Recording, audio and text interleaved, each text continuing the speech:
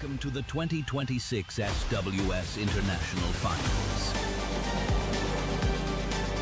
On the legendary karting circuit of Le Mans.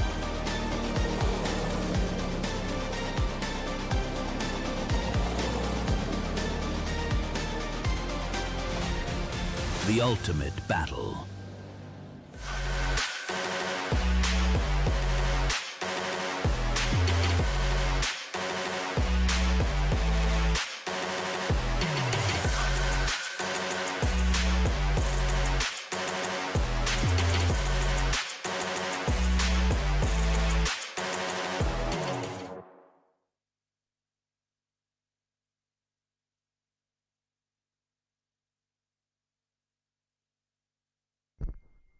Well, hello everybody and welcome back to the 3MK Events YouTube channel. This is a WFR live TV broadcast. You join me and my colleague in a short while, Eric Salis, will be here at Le Mans. This is the 2026 Saudi World Series International Finals. This event began in 2009. It has grown and it has travelled all over Europe. And had it not been for the COVID-19 pandemic, in 2020 we were scheduled to go to the Dubai Kartdrome. That didn't happen. However, this, the 2026 edition, is going to be a turning point for this wonderful event. There are over 50,000 drivers who are part of the SWS global ranking system. What do I mean by that? Well, if you go to your local indoor or outdoor kart circuit that has got the SWS banners on it, and you enter so much as one race that qualifies for the Saudi World Series International Finals, you join the biggest global ranking system in motorsport in the world, and you get yourself, it might be position 50,001. The top 500 or so drivers across kids, juniors, masters, women in the main sprint category and the endurance teams make it to the Saudi World Finals. What began in Paris in 2009 has traversed France. It has traversed Italy, Lignano, Lonato. We have been to the Slovakia ring. We have been to Genk. We have been to Campillos. Here we are at Le Mans. Nowhere in the world, other than maybe Monaco, has enough resonance amongst the global audience that Le Mans. We're heading down onto the circuit right now because the second round of heat races, and here's Eric Kellis, who will bring you the action with me. The second round of heat races for the straight is coming right up. Let's have a quick look at the Le Mans kart circuit.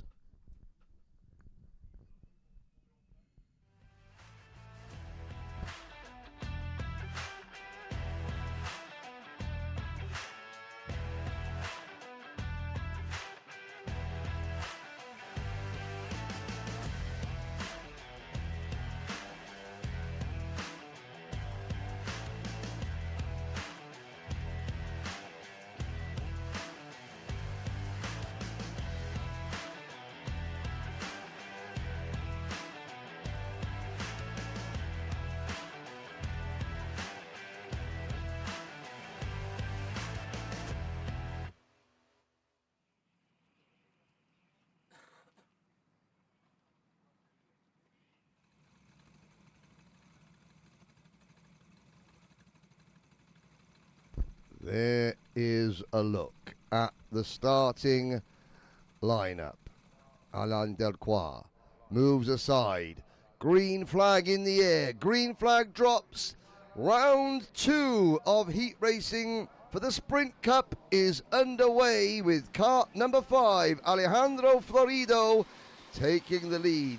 From the outside front row start, Estonia's Ilya Udre, Miguel Arajo Castro, Yevgeny Kutstyudov, Marco Rosic, Nikita Miserva, Diego Perez Lara, last year's champion, sideways. That is one of the Aruban drivers, Joao Maduro, getting sideways, going into turn number 3, saves it, and all 26 drivers safely through turn 3 and 4. Somebody gets jettisoned onto the grass. He will come back on the back of the pack. Allez, c'est parti pour cette deuxième session de manche qualificative. C'est dans la catégorie sprint avec la deuxième manche du groupe A et déjà un avertissement pour Simon, le numéro 13. Donc, drapeau d'avertissement pour Simon, le numéro 13 qui est un petit peu... où est-ce qu'il est? Aux alentours de la 20e position. Et c'est ça, Anthony Simon, qui prend un avertissement. Et le premier tour est déjà bouclé. Alejandro Florido, le pilote espagnol, qui est donc le premier à franchir la ligne de chronométrage dans ce premier tour, avec un écart déjà un peu creusé. On a un peloton qui s'est très étiré là, hein. C'est assez rare de voir ça dans ces premiers tours de course, mais Alejandro Florido est bien parti. En tout cas, il a une avance assez conséquente sur Ilia Udre, qui lance la poursuite avec dans son sillage Diego Perez Lara, le pilote espagnol. There you're looking at with the TB kart race suit. That is Georgia's Yevgeny Kutyasov. Kutyasov. He is there in P4 at the moment. Up at the front, it is Alejandro Florido. Diego Perez Lara, what a start from the reigning and defending champion, kart number 1. Diego Perez Lara battling with Ilia Udre from Estonia. Then there is Perez Lara, the Spanish colours on his aero suit, and he is chasing his countryman, a Spanish 1-2 with Estonia, Georgia, the Netherlands and Serbia. Next up there's Damien Marquez, the Dutchman, in kart number 22, representing the Dutch Racing Series. Amaury Rodoro from Aruba gets a warning flag. We got 2 Arubans in the race. Sam Hines from Australia is out there as well, the only Aussie in the Sprint Cup category in kart number 86. His friends from Adrenaline Karting, and they're watching. It must be late at night in Australia, but they're staying up late to watch Sam Hines, and Sam trying to break into the top 15.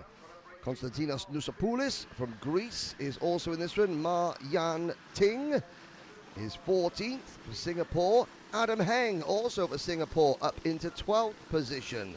Rafael Drelli, getting a lot of support online, is 8th. We've got side-by-side action coming on to the start-finish straight. This is for now 5th, 6th, 7th place on back. The 73 kart of Nikita Miserva around the outside. Yevgeny Kutyasov not having any of it. Et grosse bagarre hein, pour les places d'honneur là, avec ce groupe de 6 cartes qui ne se fait pas de cadeau, à l'image de Evgeny Kutstinov, qui est dans ce peloton et qui ne se laisse pas impressionner hein, par les manœuvres de dépassement pendant ce temps-là. En tête de la course, pas de souci hein, pour Alejandro Florido. Derrière lui, son compatriote hein, Diego Perez Lara, qui porte le numéro 1 sur son carte, est en train de s'échapper de la pression de l'Estonien Ilia Udre. Et en tout cas, il essaye de revenir sur son compatriote avec un record absolu dans le deuxième secteur pour Diego Perez Lara, qui tente de faire la jonction. On est parti, je vous le rappelle, pour 10 minutes et un tour. On n'est pas encore tout à fait au cap de la mi-course. Donc tout est encore possible entre les deux Espagnols. Et derrière, vous le voyez, ce groupe de furieux, ça se bagarre à tous les étages. Everybody hugging the inside line, not the traditional racing line. They know that slipstreaming is so important. There's Rafael Drelli with the number 33 on the back of his race suit, driving kart number 81. And getting pushed through the inside there, Miguel Castro, and I'll get this name right, Araujo is in the number 71 kart For Spain, 3 Spaniards in the top 7 at the moment. Slipstreaming their way out onto the banking. That is the battle behind. That's Hugo Schilder and Marco Rosic. Hugo Schilder in kart number 36 from the Dutch Racing Series, currently running in P9, Rosic in 10th. Et on voit, même pour les accessites, on est ici en train de suivre le groupe qui s'explique pour la 10e place environ. Et on voit qu'on ne se fait aucun cadeau, ça reste propre, mais en tout cas, c'est très disputé. En revanche, pour Anthony Malvezin, qui avait été l'un des animateurs de la première manche, les choses sont un peu plus compliquées puisqu'il est avant-dernier, le Français, Anthony Malvezin, donc en 26e position. A priori, on a dû rater quelque chose sur la course d'Anthony parce que c'est pas normal qu'il se retrouve si loin dans le classement. Allez, et puis on voit tous les étages, les pilotes qui font des signes à leurs poursuivants. Là, par exemple, on a derrière le 1, 2, 3, 4, 5, 6, le groupe là qui se bat pour de la 7e à la 15e place. On a l'impression que c'est un tour de formation. Les karts sont tous ensemble sur plusieurs lignes. Et I just said that it's quite a formation lap. Yes, just the back of behind this group, in the back of just coming down, you see that clump of karts coming down the Cheminot-Boeuf Straight, 5 wide. I have to say, I am loving the online chats there. Alexander Van Lingen from Belgium. He was bigging up the Belgians, saying, this race, watch this. Belgium is going to go 1, 2, 3. Alex, the Belgian drivers aren't in this race. They go in the next couple of races. You got a Spanish one too at the moment, but thanks for for joining us early doors. And yes, Belgium, 2 wins, both from the World Kart Circuit. Orion van Wijs and Jules van Huel have won their first races. And here we go. This is 2 minutes plus change to go. Travis Orters from South Africa in kart number 100, running in 22nd at the moment. Just behind the only driver from Finland in the Sprint Cup, Tero Mäkinen in 21st. Thailand running in 20th. Surachai Lipraseit, Tom Venet, Christian Espen Assar, Yevgeny Kutstyasov has dropped back to 17th position behind Marjan Ting. And here's number 22. That is Damien Marquez, now up into 3rd position, trying to hold off Ilya Udre. Udre to the inside, wheel to wheel coming through turn number 2, and Rafael Drelli. And now trying to make the move as well, number 81. Drelli trying to split them up the middle. And that doesn't quite work. Behind them, number 73, Nikita Miserva, in 6th position, all on his own. Up at the front, Alejandro Florido and Diego Perez Lara continue to lead. Florido now has a 1.6 second advantage. Allez, on l'a vu sur les images, la Raffaele Drelli, le pilote italien qui essaye de prendre la chasse à son compte. Nous sommes dans la dernière minute, donc ça va être plutôt pour essayer de sécuriser une place sur le virtuel podium de cette deuxième manche qualificative. Drelli qui essaye maintenant par tous les moyens de contenir les assauts des pilotes qui sont derrière lui. Mais pour l'instant, ça reste compliqué puisque c'est Damian Marges qui a pris le meilleur sur l'italien, et Raffaele Drelli donc qui passe en 4e position, Damian Marges 3e, et Ilya Udre est juste derrière qui ferme la marche de ce quatuor, et on se dirige inexorablement puisque dans 3 secondes maintenant ce sera la fin du temps réglementaire. On se dirige vers une victoire, vers un doublé espagnol en la personne d'Alejandro Florido et Diego Perez Lara. This battle you're looking at for 3rd place is going on 6 seconds behind race leader Alejandro Florido. And, Damien Marquez, that very tall Dutchman. I have to say, when I went to commentate in the Netherlands, I'm 6 foot. and I have never felt so short. The Netherlands is probably home to the tallest population in the world. 1 lap to go next time around. This is 3rd, 4th, 5th, 6th and 7th. Marquez, Drelli, Udra, Schilder and Meserva all together.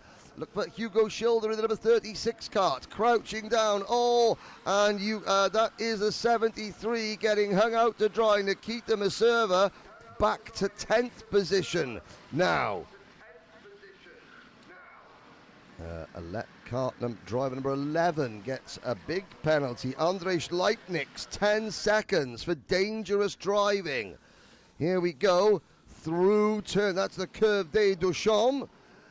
New angle there, Sergio, the cameraman, out on circuit, doing a sterling job, but Alejandro Florido leads the way. There he is, coming down the Cheminot Booth straight towards Spain's 5th win of Saudi World Series 2026.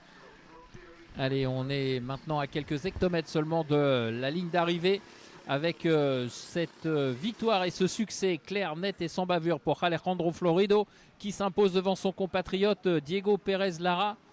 Derrière, il a pris un petit peu ses distances et il a bien fait. C'est le numéro 22 qui en termine, Damian Marges. Et dans la dernière courbe, eh bien, Raffaele Drelli qui avait été un petit peu malmené dans les virages précédents, eh bien, a réussi à récupérer l'extérieur pour finalement prendre la 4e position des plans de Ilia Udre, donc qui termine 5e. Well, and there is your winner, Alejandro Florido. Just looking over his shoulder, where did everybody else go? He says, well, they were 2 seconds behind you, and the rest of the top 10, 9 and plus seconds back. Look at the difference, and that is Alejandro Florido getting away at the start and able to pull away as everybody else battled behind. 24th for the leading Aruban driver, Joel Maduro, just behind Anthony Malveson. Anthony Malveson, he will start the next race from pole position. Just goes to show, you know, every driver competing in different karts in every race. Sadly, Sam Hines down in 25th position. But Adrenaline Sport, I want to say hello to former competitor Brock Thornton, who competed in Genk 2 years ago for Australia. Hope that Brock and his family are doing well. Let's have a look back at the highlights from this race.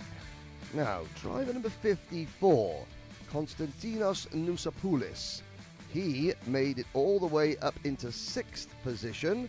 Nousapoulis does not feature anywhere near the front. That was a good drive to the field for the Greek driver. And this was as close as anybody got to the race leader. There's Yevgeny in kart number 31, getting pushed a little bit wide. He's going to get over the curb. Somebody call a chiropractor for Yevgeny Kutyasov. The back, the number 81, Raffaele Drelli, the Italian, eventually coming home in P4.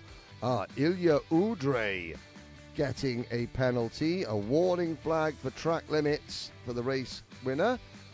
And Ilia Udre getting a 3-second penalty. That drops him back to 6th overall. But there is Florido, followed by the reigning champion Perez Lara, and nobody else in the frame. Incredible work from the 2 Spanish drivers. Here is the 3rd place battle coming out across the line. Now, there were penalties applied. Damian Marquez finishes 3rd on the road. There he is crossing the line. He was given a 3-second penalty for erratic driving, which drops him to 4th. Well, that is now, for those of you keeping score, France have 7 victories in terms of pole positions and, pole awards and heat wins. Spain have 5 Belgium and Poland have 2 each. Slovenia and Portugal 1 each. No other nation has opened their victory account, but with all the heats we've got still 3 heats to go in the second, in heat number 3 heats to go for the Sprint Cups in heat 2, if you get that. So there's Jackpot, Jack Williamson. He was the best of the British drivers in the first round of heats. We've then got another 6 races, so we've got 9 races to go today. We're halfway through the racing today. As you look at Jackpot. Now, we are going to set up. So there's the cameraman is Sergio. He is the one that is doing all the, well, he's virtually on board with the drivers. We're going to set up a special Sergio the cameraman Instagram, and we're going to get WFR Live TV to put the link up in the, here we go. So, on Instagram, it is at Sergio Big Guns with an exclamation mark. Look on the live chat now. This is, you're looking at Sergio on the camera. Well, you're not looking at him. He's holding the camera. But because you have been so supportive of his camera work, Sergio Big Guns, exclamation mark, on Instagram. WFR Live TV have just set it up. Let's see how many followers we can get. Sergio, the cameraman. By the end of today, there is Marco Silva, Miguel Silva, in the Danro Aero suit. The Peter Racing Team, that's Pedro Peter, who is one of the fastest mechanics in the world when it comes to changing tyres. He often qualifies for the Mojo tyre changing competition. So there we go. Please have a look at the live chat. Sergio Big Guns, exclamation mark. That is the new Instagram account for our cameraman Sergio. I am going to join it right now. Et on a vu sur les images de la grille de départ les pilotes placés des lestes dans les cartes en fonction de leur poids. Et donc on a vu certains qui mettaient ça sur les pontons avec la possibilité bien d'avoir une équité quasi parfaite. I'm now Sergio Big Gun's 3rd follower. There we go. Let's see if we can get Sergio Big Guns a number of followers. There is Thomas Paricard in the black shirt there, who is Saudi World Series has been his baby. Julia David and Antoine Costel are now running this event under the watchful eye of Thomas Paricard. But yeah, you know, the last thing I expected was to be telling people to go and follow Sergio Big Guns on Instagram. But again, this is what makes an event like this so special. Yes, it's rental kart racing. There he is in the khaki shorts and the big guns holding the camera. He knows he's on camera. So let's go follow Sergio Big Guns on Instagram. Thibaut is the gentleman sitting next to him from Saudi Kart, and then Max from Apex Timing is down there with the with the blue Apex logo on his cap. This is going to be the second of 4 sprint races in Heat 2. So Heat 2 separated into 4 groups, 105 drivers, 26 drivers-ish in each race. Penalties coming in from the previous race on your screen.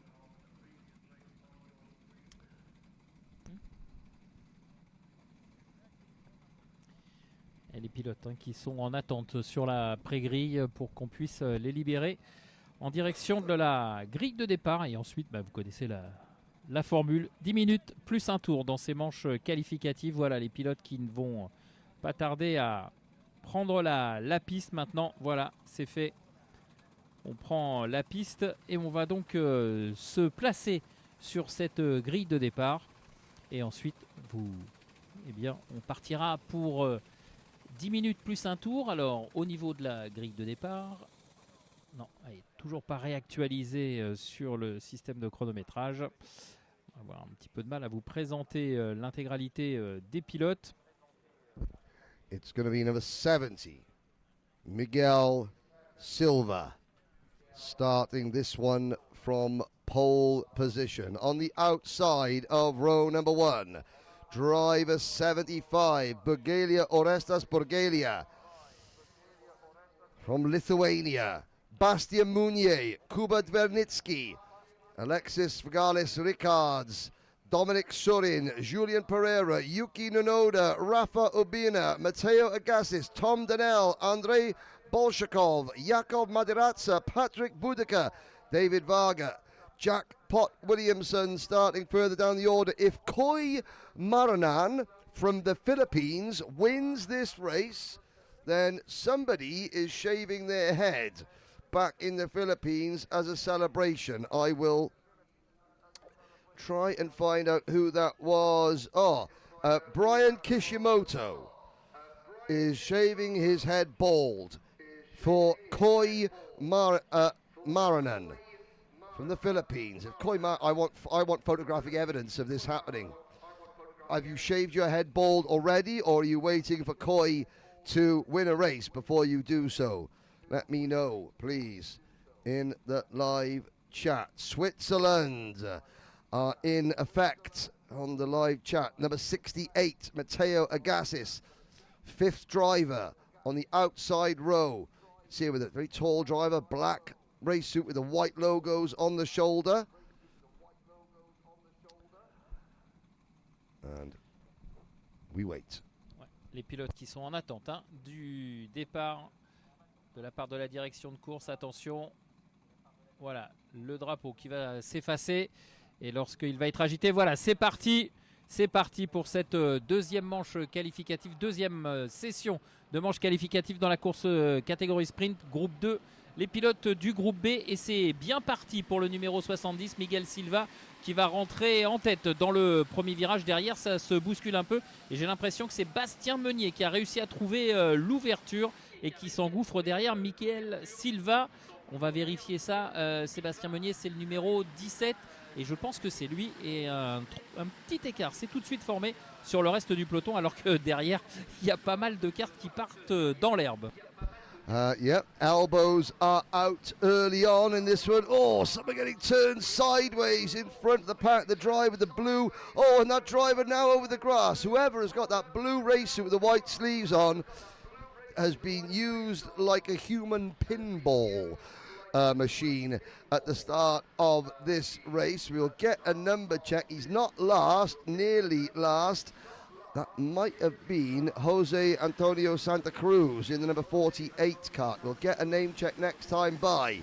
But it's Miguel Silva leading the field for Portugal at the end of lap number 1. They're still going at it back of the pack.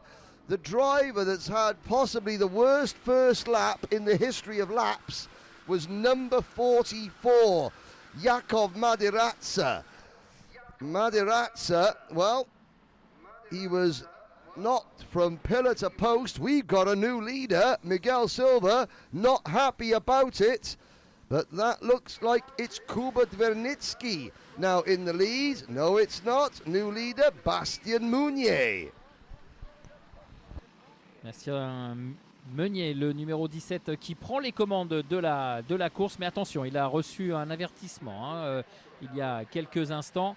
Et il fait signe à ses collègues, si l'on peut les appeler ainsi, ou en tout cas à ses opposants, qu'il faut maintenant réfléchir et qu'il faut profiter pour essayer de creuser l'écart, parce que derrière, eh bien, on est revenu, et visiblement derrière lui on ne l'entend pas comme ça, avec une nouvelle fois eh bien, une attaque, et cette fois du numéro 70 qui est parti un peu à l'abordage. Miguel Silva, ouh là, ça part ça fait n'importe quoi là derrière. On a des pilotes un peu partout là sur la piste, et du coup Miguel Silva, qui a fait un peu exploser le groupe, se retrouve avec Kuba Dvernitsky dans son sillage. Bastien, il est où Bastien Meunier, ouais, bah, il est parti. Il est 7e. C'est lui qui fait partie des pilotes qui sont allés au large dans le pif-paf, pardon, après le virage du Technopark. Look at Jackpot. Coming on to the start-finish straight, Jack Williamson. You're looking at the back of him. You can see Jackpot written on the back of his race suit. He gained about 5 places on the start-finish straight. He dove to the inside, gutted it out, going into turn number 1. From the middle of the pack, Brentwood Karting's Jack Williamson has broken into the top 5. Silva leads Dvernitsky, then a gap back to the 3rd place battle. Here they come through pits chicane out into the curve de grandstand ahead of, or tribunes as they call them in France.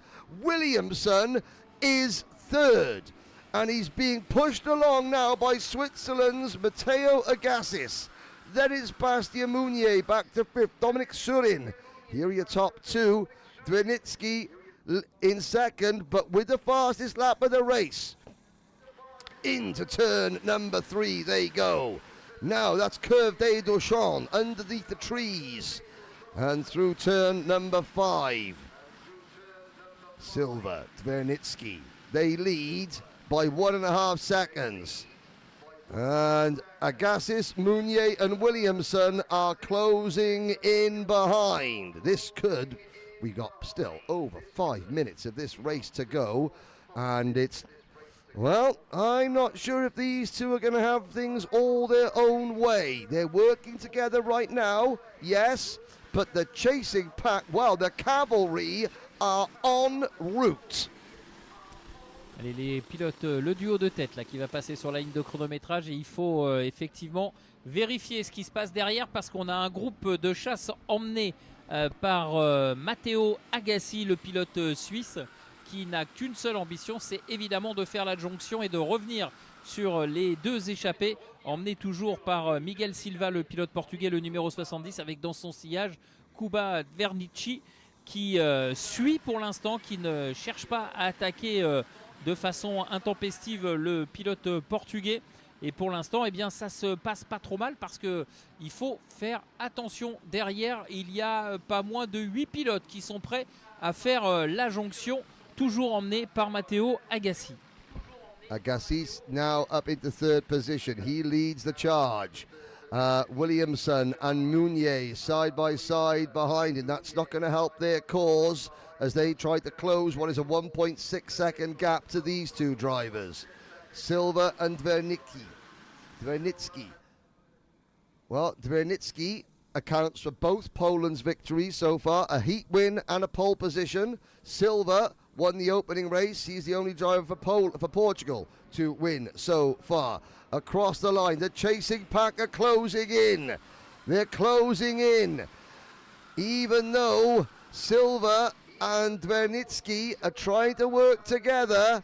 Oh, Dvernitsky looks over his shoulder. There's the apex. Into turn number 3 they go. They can almost reach out and high-five Sergio as he catches them going through turn number 3. But as they're trying, they're just about keeping their heads above water. But Meunier, Agassis and Williamson are right there.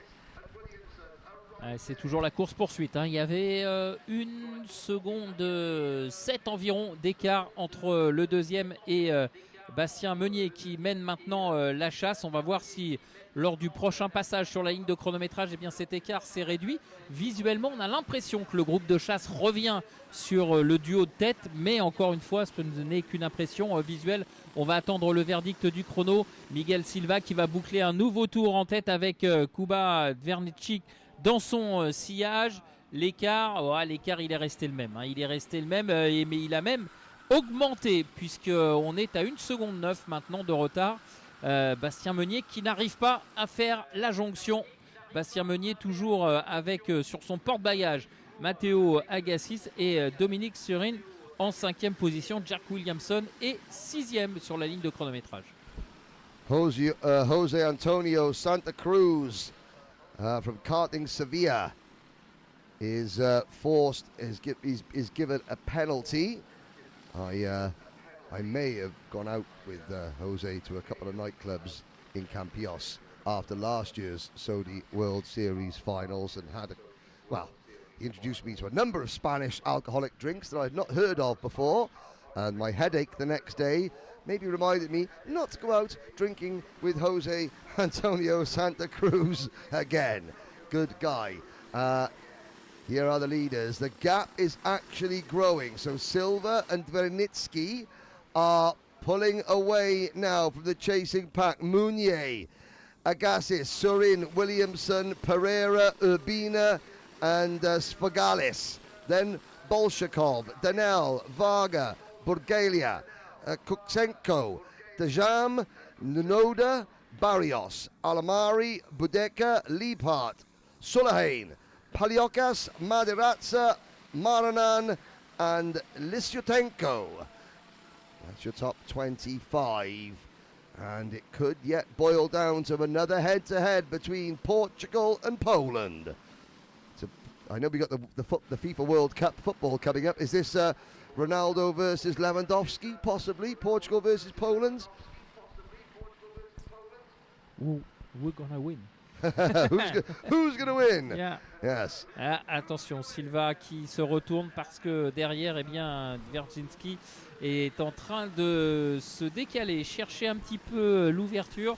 Il commence à planter les premières banderilles, le pilote polonais, et on va rentrer dans ce qui sera maintenant l'avant-dernier tour. Avant-dernier tour pour Miguel Silva, pardon, autant pour moi.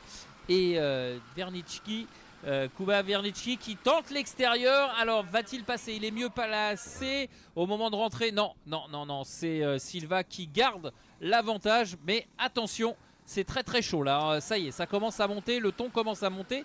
Et attention, parce qu'on l'a vu lors des précédentes qualifications, lorsqu'on commence à perdre un petit peu le rythme qui était le sien lorsqu'on travaillait de concert et qu'on s'attaque mutuellement, eh bien on perd du temps. Et derrière, eh bien évidemment, Bastien Meunier, lui, ne demande que ça pour pouvoir revenir sur ce duo de tête. Et c'est passé pour le Polonais Kuba Dvernitsky qui passe en tête et qui semble déposer Miguel Silva. Now, for those of you that have seen, yes, Kuba Dvernitsky is not wearing his own race suit. He is wearing the aero suit that belongs to Orion van Weiss. I asked him, why are you wearing Orion van Weiss's race suit? He says, mine isn't ready yet. But he wants to use the new aero suit because he thinks it's quicker. That's why it's not got his name on the back of it. Well done, those of you that spotted it. But that is Kuba Dvernitsky leading the race. He's got Van Weiss's name on the back of his suit, but it's not Van Weiss, of that I am certain. Dvernitsky. Oh, look at Silva trying the undercut. Great angle there. If that doesn't deserve a follow for Sergio Big Guns on Instagram, I don't know what is. They come out of turn number 5, and the cavalry are arriving. Half a lap to go. Meunier, Agassiz, Surin, Pereira, Williamson are all about to close in. Oh, Silva tries the undercut.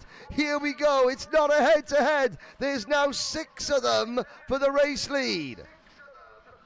Ouais, là tout est à refaire hein, pour les deux hommes de tête qui avaient fait le plus gros du travail, mais là à force de se chamailler, de s'attaquer mutuellement, c'est Bastien Meunier qui va en profiter. Bastien Meunier qui a profité de l'écart entre Silva et Dvernitsky pour aller chercher la victoire. Voilà, Bastien Meunier qui s'impose devant Miguel Silva et Kuba Dvernitsky qui ont tout perdu finalement dans le dernier virage.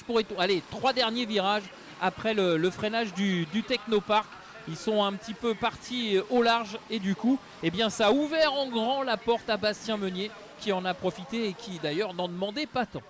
How did Bastien Meunier win that one? What an opportunistic move from the Frenchman. There are penalties coming in. 84. That is Ukraine's Dashim, Salik Dajim for push to pass. And we'll look back at maybe some of the highlights of that race. Jack Williamson comes home in 4th. right at the end. Looking down the order, well, Koi Maranan from the Philippines, P24 for driver number 21, and that is the City Kart Racing Pampanga entered driver. Penalty for Silva. Miguel Silva. And penalty for the 26th, Dominic Surin. Oh, so Miguel Silva, 3 seconds. That will push him down to, well, that's going to drop him down to about 9th. Let's try and unpick. I want to see Jackpot William. There's the number 42 kart on the outside. Silver crash helmet. He is about 2/3 of the way back. There he is looking to the inside. He is about 18th at the start. We'll pick him up very shortly as the highlight reel progresses. This will be a 10-minute highlight reel. That was a very, very good race. Miguel Silva leads the way. Now, there is the... Now, watch the driver with the blue race suit. He's on the grass at the back. That was Jakub Maderatsa. Now, there is Dvernitsky, not Van Weiss. That's Dvernitsky taking the lead. Mounier gets to P2. This is early on in the race. As a couple of drivers running wide. That's a Virage du Technopark on lap number 1. So this is, and there's a lot of elbows out there. Oh, poor driver 26 getting elbowed wide. Here is a side-by-side battle. Silva versus Dvernitsky into turn number 3. Look at the lead they had. And at that point, and now this is Silva to the inside over the curb. Bastien Mounier says, thank you very much. Jack Williamson is the back of this group. Now, at the left-hand side of your screen, you just missed it. Williamson picks up 3 places. You saw the one driver hitting the curb. That driver cleaned everybody out. Williamson comes through to take what eventually becomes P3. Bastien Mounier, win number 8 on the week for France.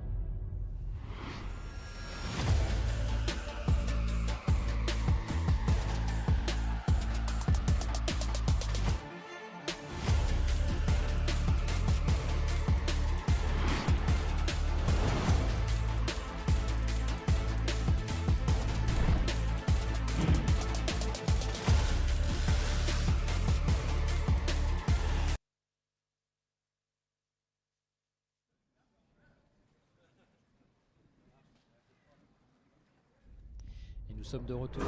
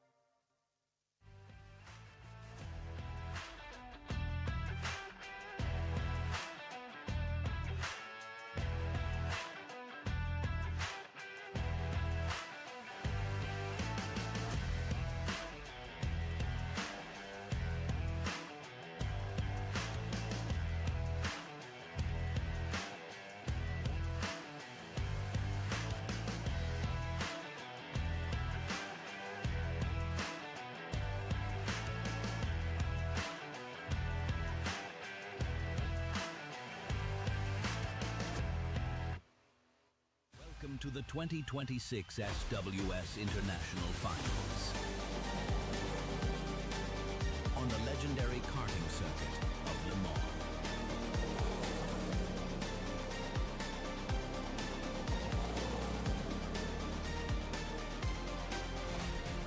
The ultimate battle. Nous sommes de retour sur la piste internationale de cartes du Mans avec eh bien, la poursuite de notre programme, bien évidemment, dans quelques instants. Après les deux premiers groupes de la catégorie sprint, on va accueillir les pilotes du groupe C pour pouvoir poursuivre eh bien, ce programme. Ensuite, nous retrouvons les pilotes du groupe D. On refera une petite pause pour le refueling et ensuite eh bien, on reprendra notre cours de la journée avec la troisième vague de manches de qualification et on reprendra le schéma habituel avec les masters, les women et les 4 groupes de la catégorie sprint avant de passer à la présentation des pilotes qui seront présents sur ce rendez-vous international ici au Mans. Et ensuite, eh bien, en fin de journée, à partir de 20h, eh bien, ce seront les essais libres officiels de la course d'endurance des 24 heures. Donc un programme encore très très chargé pour ce qui concerne cet après-midi de vendredi. There's a great shot there. One of my favorite words in the English language is iridium. And they have the iridium visors, which are reflective visors. Almost as nice as the English word squelch. Squelch and iridium are two of my, just in case you were wondering what my favorite words in English were. And I'm now looking at Sergio Big Guns. He's got 8 followers. 8 followers. Sergio Big Guns .WFR TV. Come on now. He's only got 8 followers. That's outrageous. He needs at least another 800 for the work he's doing. There is Jules Van Hoel, a winner earlier on. Well, if you're watching from World Kart in Belgium, and I'm expecting... where's Alexander Verlangen, who was watching? I expect you, Alexander, to be going to Instagram to follow Sergio Big Guns on Instagram because he's just given your Belgian driver an absolutely fantastic close-up there. The number 91 driver, Stilian Ralchev. Bulgaria's Stilian Ralchev. He's got the Campios visor sticker on. That was last year. Here we go. This will be Group B, Heat 2. No, Group Heat 2, Group C for the Sprint Cup coming out onto the circuit.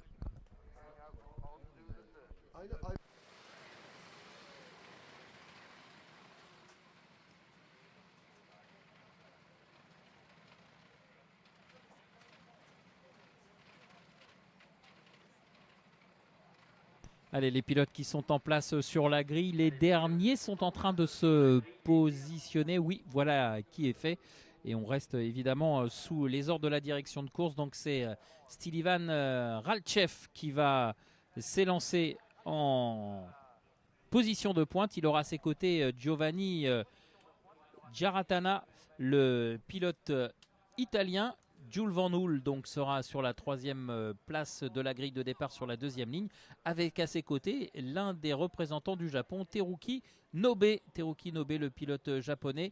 Derrière, Antoine Bernard, le pilote canadien, et Christian Salvet pour compléter cette 4e ligne. En tout cas, un plateau qui nous apporte beaucoup de spectacles. On l'a vu depuis la reprise, là, les manches qualificatives qui sont excessivement disputées. Attention au départ, dans quelques secondes.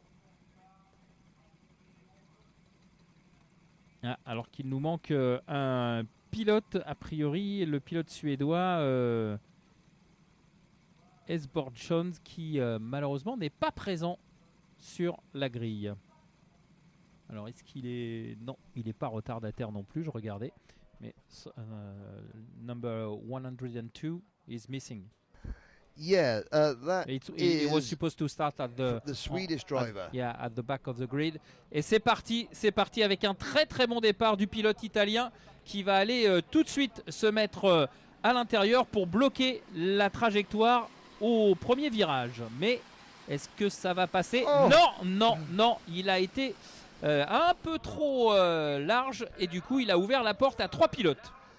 Giovanni Giarantana did all the hard work going from the outside of the front row to grab the lead, and then he runs wide going into turn number 1 and drops 3 places. Stilian Ralchev retains the lead even though Giarantana got the drop on him at the start. And there is Jules Van Hoel in second position now with that bright blue aero suit on his kart, wearing that bright blue aero suit. Driver number 49, pushing Bulgaria's Stilian Ralchev away. The number 33, and is that the number 33? So Giarantana is back into third position now. The number 15, Antoine Bernard from Canada. I've got to say, the SH karting team, the Canadians have got some really, really good. You can see the white race suit with the red maple leaves on their race suits. Some fantastic designs there. Into turn number 3 we go. You can see the heat haze shimmering off these Sodi RT10 karts as we head through turns 5, out through 6 and 7, the S's. 8 and turn 9, the kink out towards the banking. New leader, Belgium's Jules Van Hoel, but for how long? Here comes Italy with Giovanni Giarantana. Italien qui, Giovanni Giarantana, qui était en 3e position après que Van Hoel ait réussi à s'immiscer au banking à l'intérieur et garder la position de pointe. C'est lui qui va donc boucler ce nouveau tour en tête au moment de passer sur la ligne de chronométrage. Voilà, on intervertit les positions avec Ralchev Stilvan en 2e position, Giarantana 3e et Antoine Bernard le Canadien en 4e position. Attention, il y a Teruki Nobe, hein. Attention au pilote japonais Torinuki Nobe qui reste au contact pour l'instant, assez discret, mais qui à mon avis pourrait bien profiter de la situation si d'aventure les choses s'enveniment. Yeah, Teruki Nobe, a veteran of this event, knows how to get it done. He's there in that all black race suit, just tagging onto the back of the lead group as they head out onto the banking. It is Jules Van Hoel leading Stilian Ralchev, leading Giovanni Giarantana. Then Antoine Bernard, the Canadian driver, white race suit, red maple leaves, tucking down behind the NASA panel, P4. Then it's Nobe. Then a gap back to Christian Salvet from Estonia, Loic Martin from Thailand, and Ian Anderson from the Faroe Islands.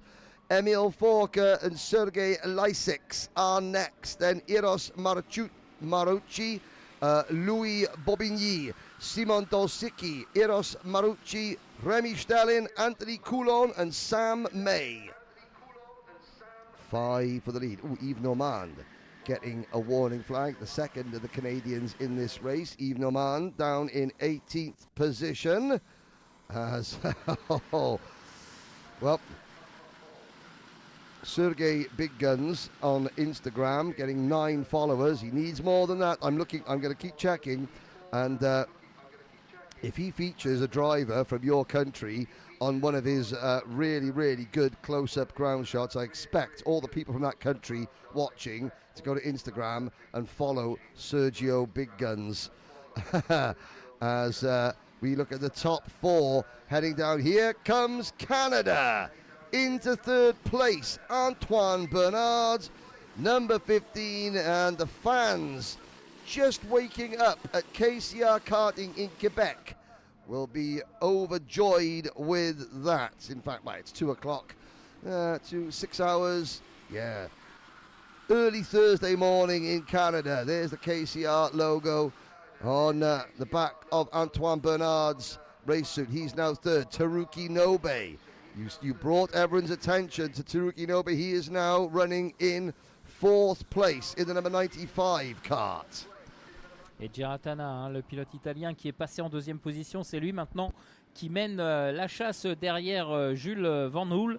Jules Van Hoel qui tout à l'heure lors de la manche qualificative précédente avait fait toute la course dans le sillage du leader pour l'attaquer en fin de manche. Là il est passé à l'attaque dès le début de cette course et là maintenant eh bien, il essaye de faire le trou, de faire la différence pour pouvoir peut-être aller chercher une victoire, mais attention à Giratana qui semble être décidé à revenir et il emmène du beau monde derrière lui avec Antoine Bernard dans son sillage et Teruki Nobe, le pilote japonais qui a perdu une position me semble-t-il.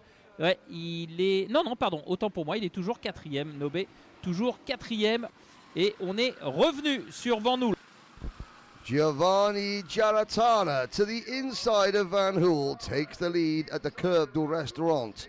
New fastest lap, 108.789 for Germany's Emil Forker.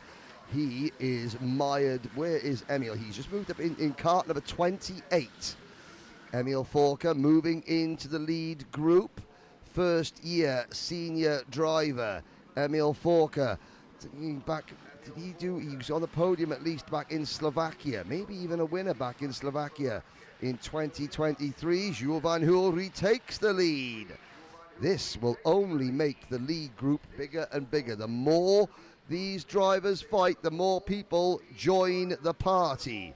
It's Van Hoel, Giratana, Bernard, Nobe, Forker, Ralchev, Martin, Anderson and Lessix. Regroupement en tête, hein, vous le voyez sur les images. Maintenant, on a quasiment 5 pilotes roue dans roue qui eh bien, vont se disputer la victoire. Van Hoel est toujours aux commandes, mais il a été menacé, vous l'avez vu hein, dans le tour précédent, notamment par l'Italien Giratana qui essaye de prendre un petit peu la course sous contrôle. Et derrière, on a toujours Antoine Bernard et désormais Emil Forker en quatrième position. Teruki Nobe a perdu une position. C'est vrai qu'on peut confondre les deux pilotes puisqu'ils sont tous les deux en noir.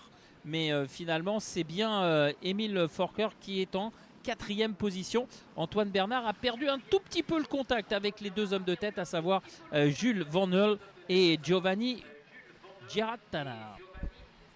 The top two now trying to break away through turn 10, through turn number 11, onto the Chemin au Boeuf straight.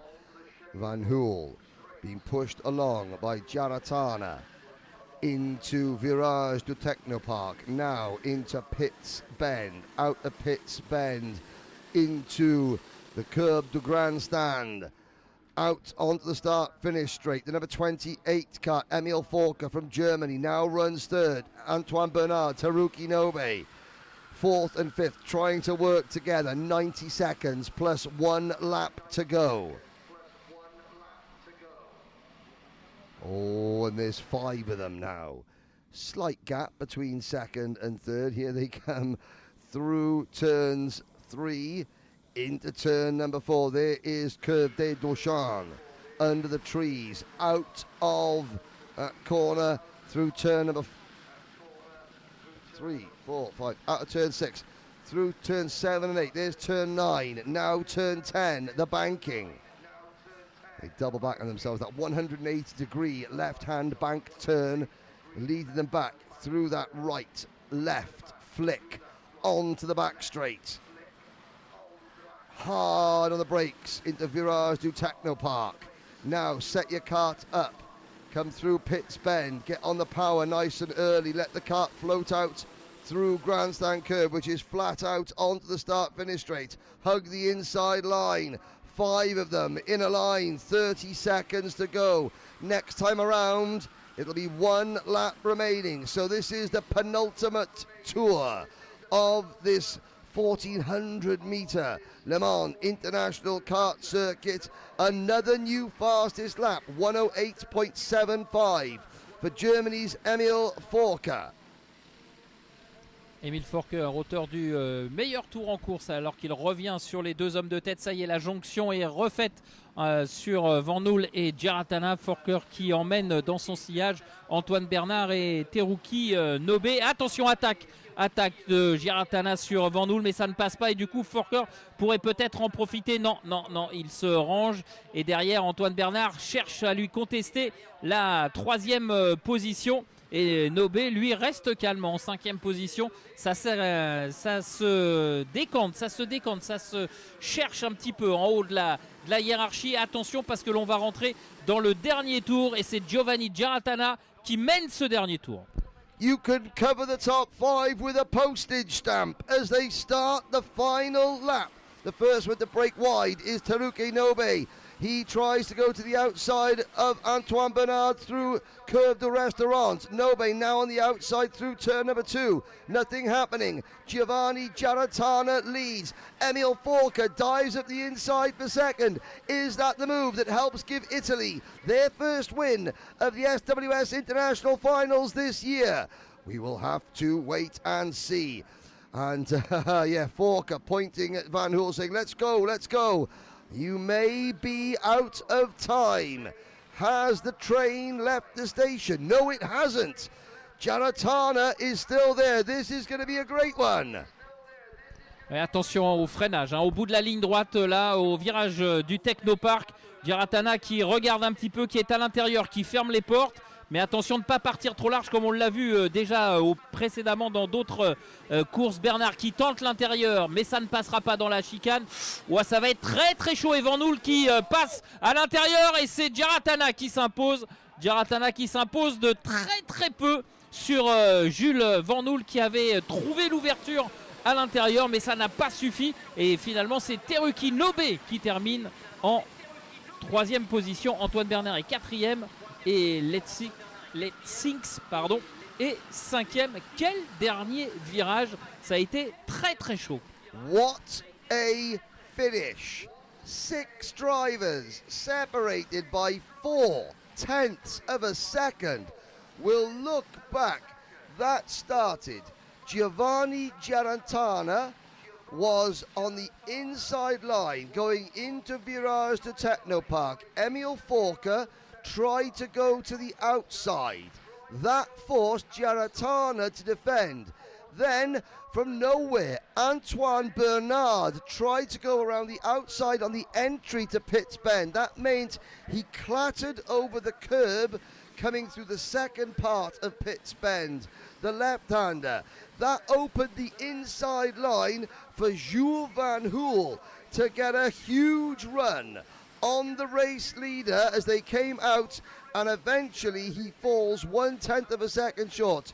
Giovanni Giaratana is Italy's first winner in Sprint Group C Heat 2. Giovanni Giaratana. Van Hoel second for Belgium. Let's have a look. Now look at Giaratana in cart number 33. He gets across and takes the lead from Stilian Ralchev, who eventually finished 8th in this one. But by the time they get to turn number 1, watch Giaratana. Now Ralchev is back to the inside. He's got the inside line. A little bit of hip and shovel there. And that pushed Giaratana back to 4th. Now, it was a 5-cart battle for the race lead. At the moment, Emile Forker in cart number 28 is nowhere to be seen. He is not in this group. Suddenly, he does appear now into 3rd position. This is a little bit later in the race. 5 drivers. As you watch, Giaratana leads. At this point, they thought it might be over. But Forker and Van Hoel worked together. This now, the final corner. Look at the number 15 cart, Antoine Bernard. Over the curb. That unsettles Giaratana. And Van Hoel, he's 4th at the moment, gets to the inside line, passes Bernard and Nobé and Forker. Forker forced wide onto the outside, and by 1/10 of a second, Giovanni Giarratana takes the win for Italy. Stunning finish, has to be said. Great racing, and my word, Giovanni is happy with that. Penalties coming in. Ivan Rodnoy. Multiple push to pass. That pushes him back to 24th position out of the 25 finishers. Wasif Al-Karousi was down in 25th place after finishing 6th in the earlier race. Sam May, his family are out here on the grandstand. In fact, the entire Team UK Brentwood Karting Collective have got Union flags peppered all over their part of the grandstand. They've adopted Sam Hines as well, so it's a British stroke Australian enclave just outside the VIP area. Hoping to pick up any stragglers coming out of VIP, I'm sure.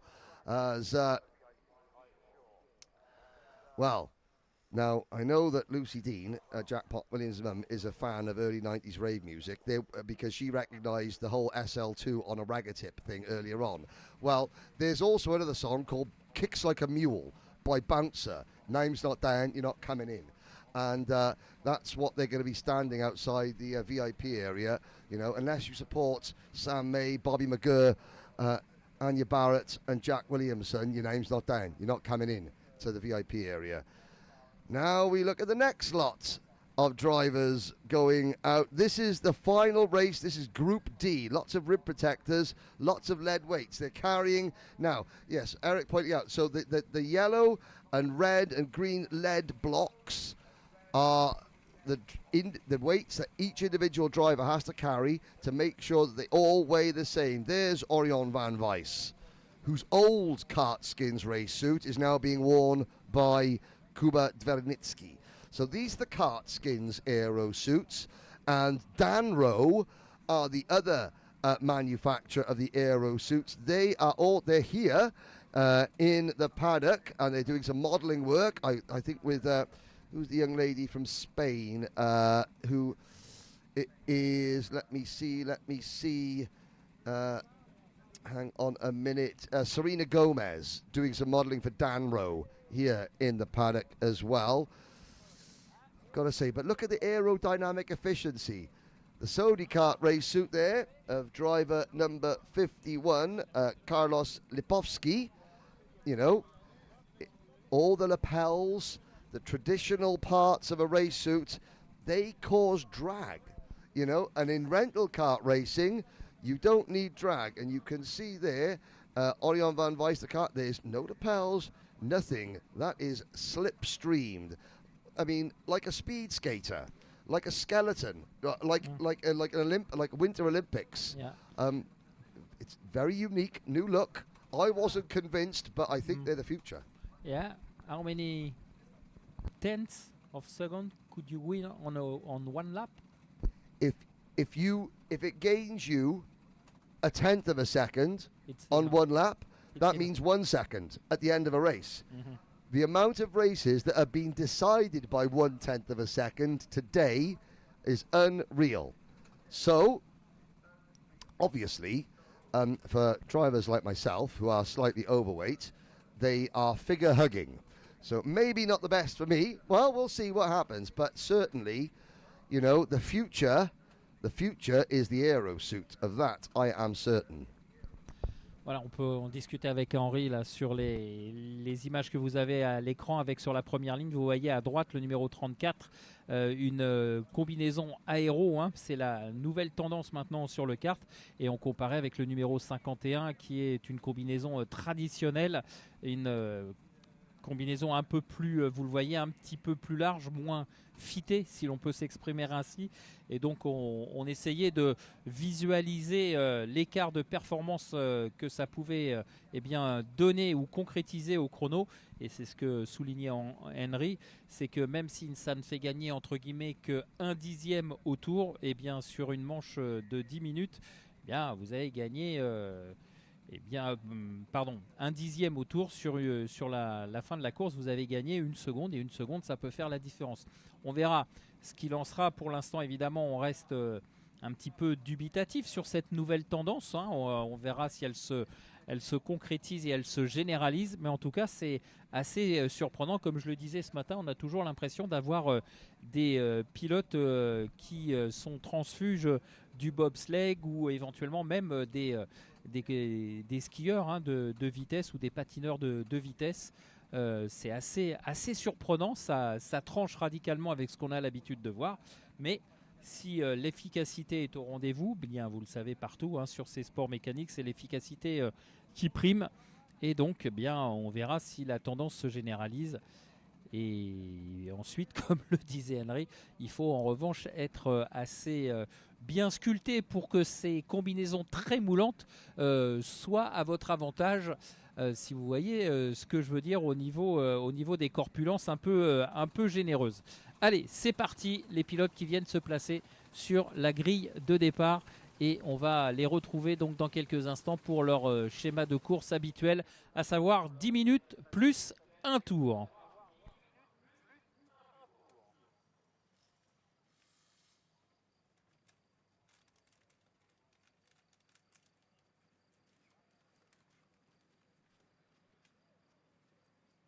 Voilà, les pilotes qui se sont placés. A priori, la grille est complète. Tout à l'heure, on avait un pilote absent, mais là, ça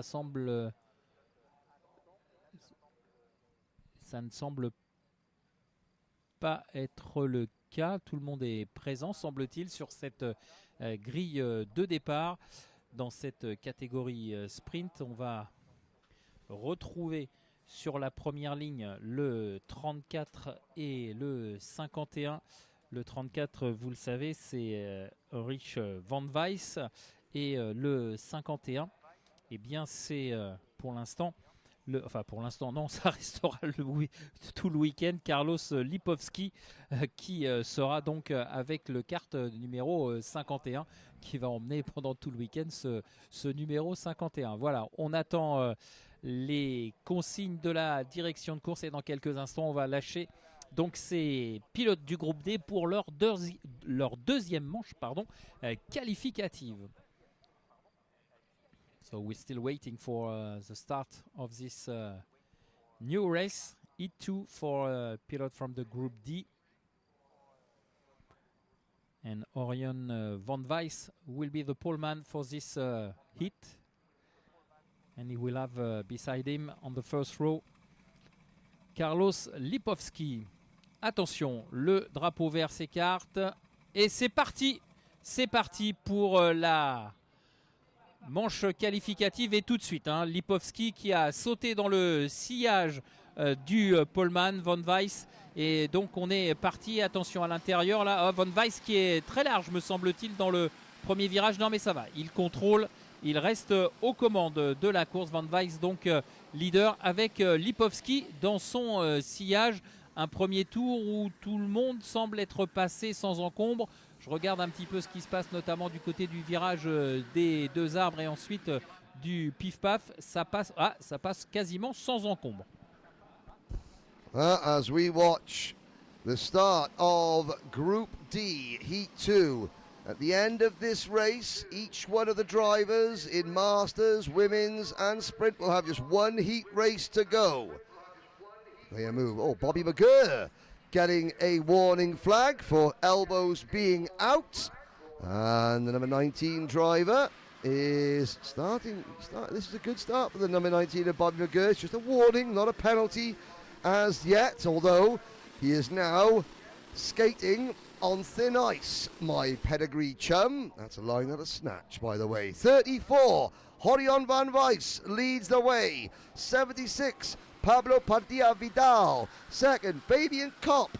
and Radoslav Mervis, Alexis Melis, Carlos Lipovsky, Malek Firas from Jordan, Thibaut Petrus, Ahmed El Sisi from Egypt, and Magic Sobinski. That's your top 10.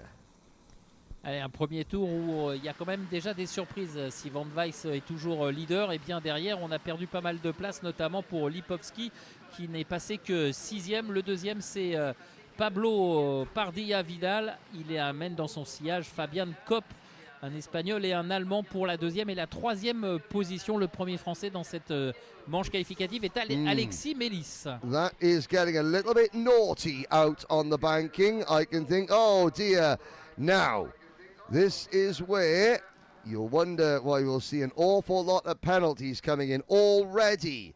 Alexander Rosenbaum, 5 seconds, causing a collision. Number 20, Carlos Andre Augusto, push to pass, 3 seconds.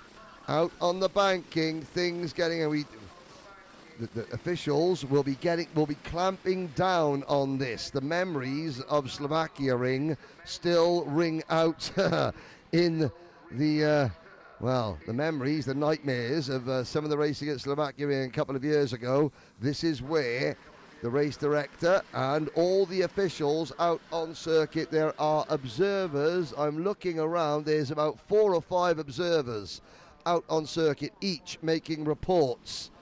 And some of the racing there down at the banking was not what you want to see at a global level event. And I'm sure that penalties will be incoming, even though as a commentator you never ever should tell the racer that deserves a penalty, because that's not my job. However, when the cameras are focusing and you see something that shouldn't be happening, sometimes you have to just stick your head above the parapet and say so. Fabian Kopp, Alexis Melis, second and third. Orion Van Weiss away at the front with the number 51 car. Carlos Lipovsky next in line.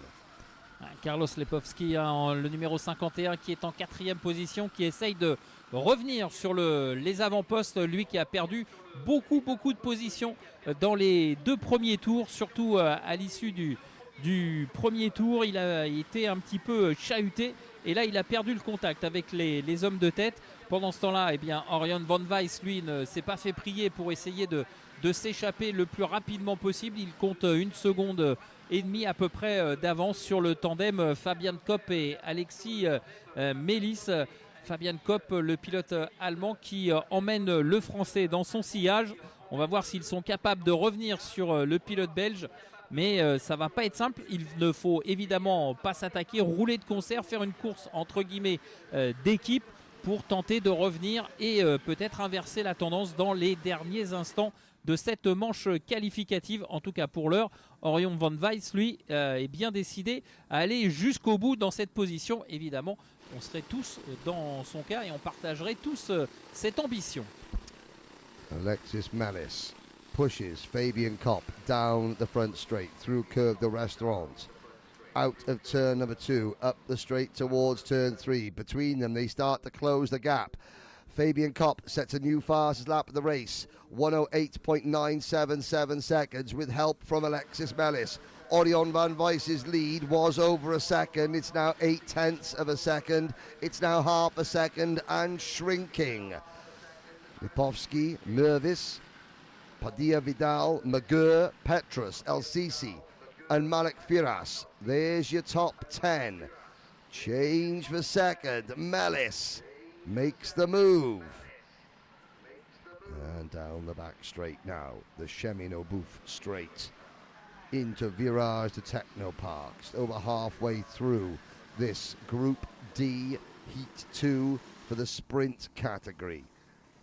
Out of the final corner. On the start-finish straight. Here comes Melis. And the gap less than half a second into turn number 1. By the time they get towards turn 3, Orion Van Weiss, he looks over his shoulder. Where'd you come from? He says. Well, now he's got some work to do.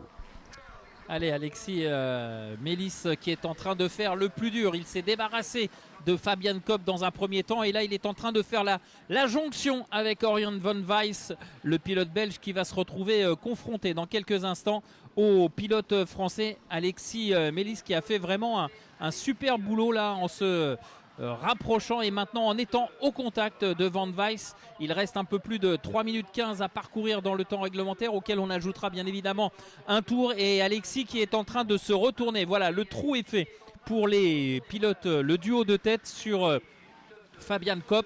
Si les deux pilotes s'entendent, le pilote belge et le pilote français s'entendent, ils peuvent creuser encore un peu l'écart et ensuite s'expliquer tous les deux. Ouais, c'est ce que Van Weiss a compris.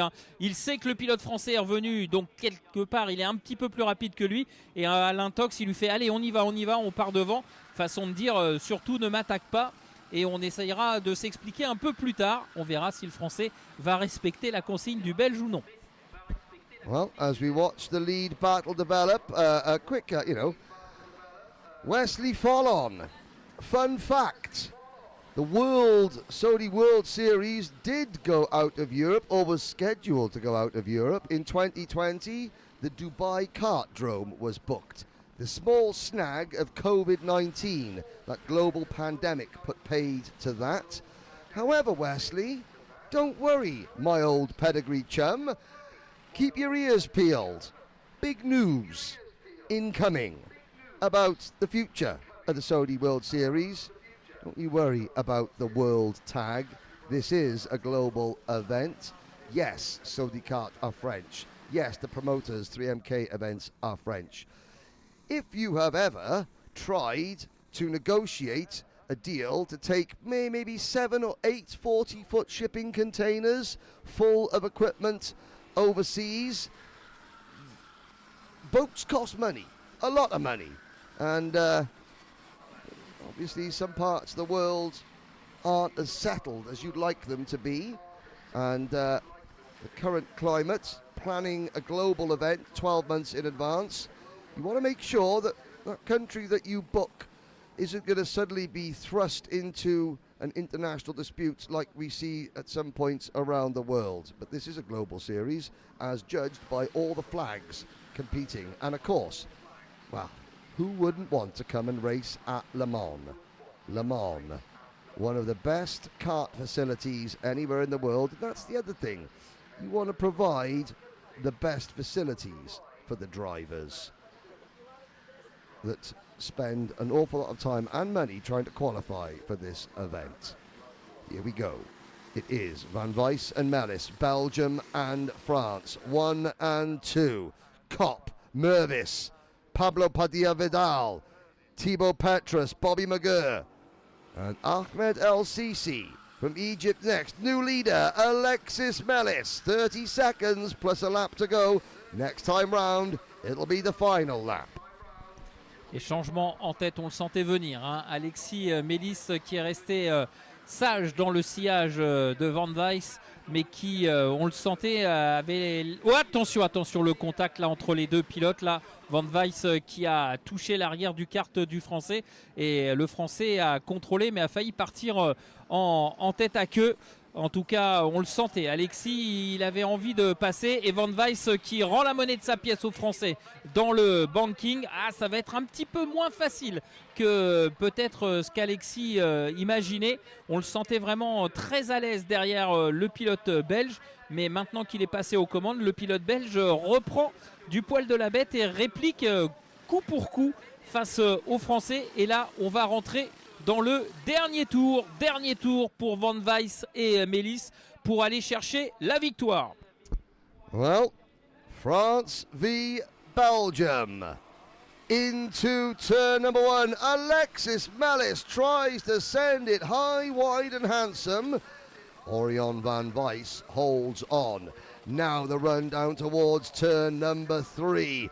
Will Melis get the crossover done? Not quite. He had a little nibble on the rear bumper of Orion Van Weiss, but Van Weiss holds him off.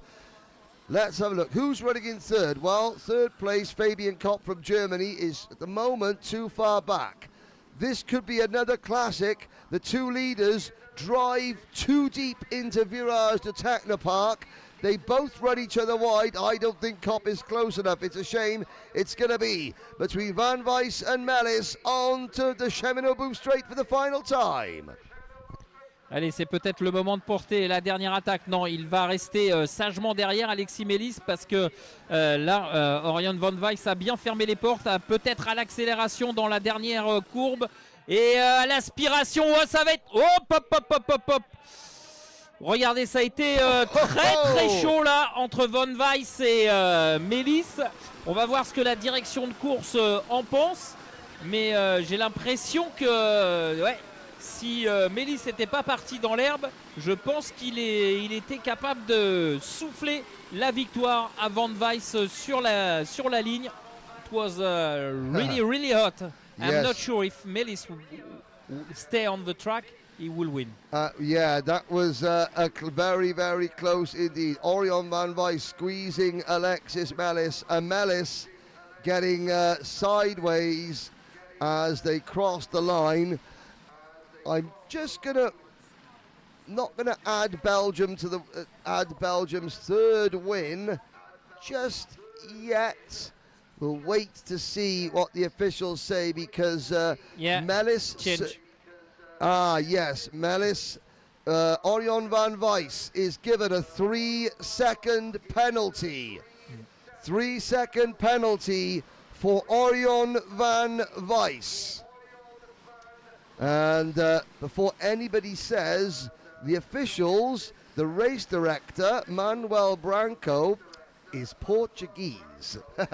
So there's no bias towards any nation, including Portugal. Let's have a look at this. Orion Van Weiss taking pole position. We'll see what we'll get a replay of the finish coming up. And there's Van Weiss and the number 51 of Carlos Lipovski saying, yep, let's work together. And how long did they work together for? Are they side by side going through turn number 1? No, but they weren't together at the front for long. There's the 51 kart already being pushed back to for 5th position. Now, a little bit through the chicane there. Drivers clattering over the curbs. And we watch coming through the final chicane. That's Pitts Bend into the grandstand curve. Mellis and Van Weiss swapping positions time and time again. Oh, look, there's nothing to choose. Now, here we come to the line. This is important. Van Weiss has the advantage. Mellis to the inside. Van Weiss was about to go wide. He then starts coming across. Mellis is side by side. Oh, that was close. That was so close. But the penalty was given. And it is another win. Alexis Mellis.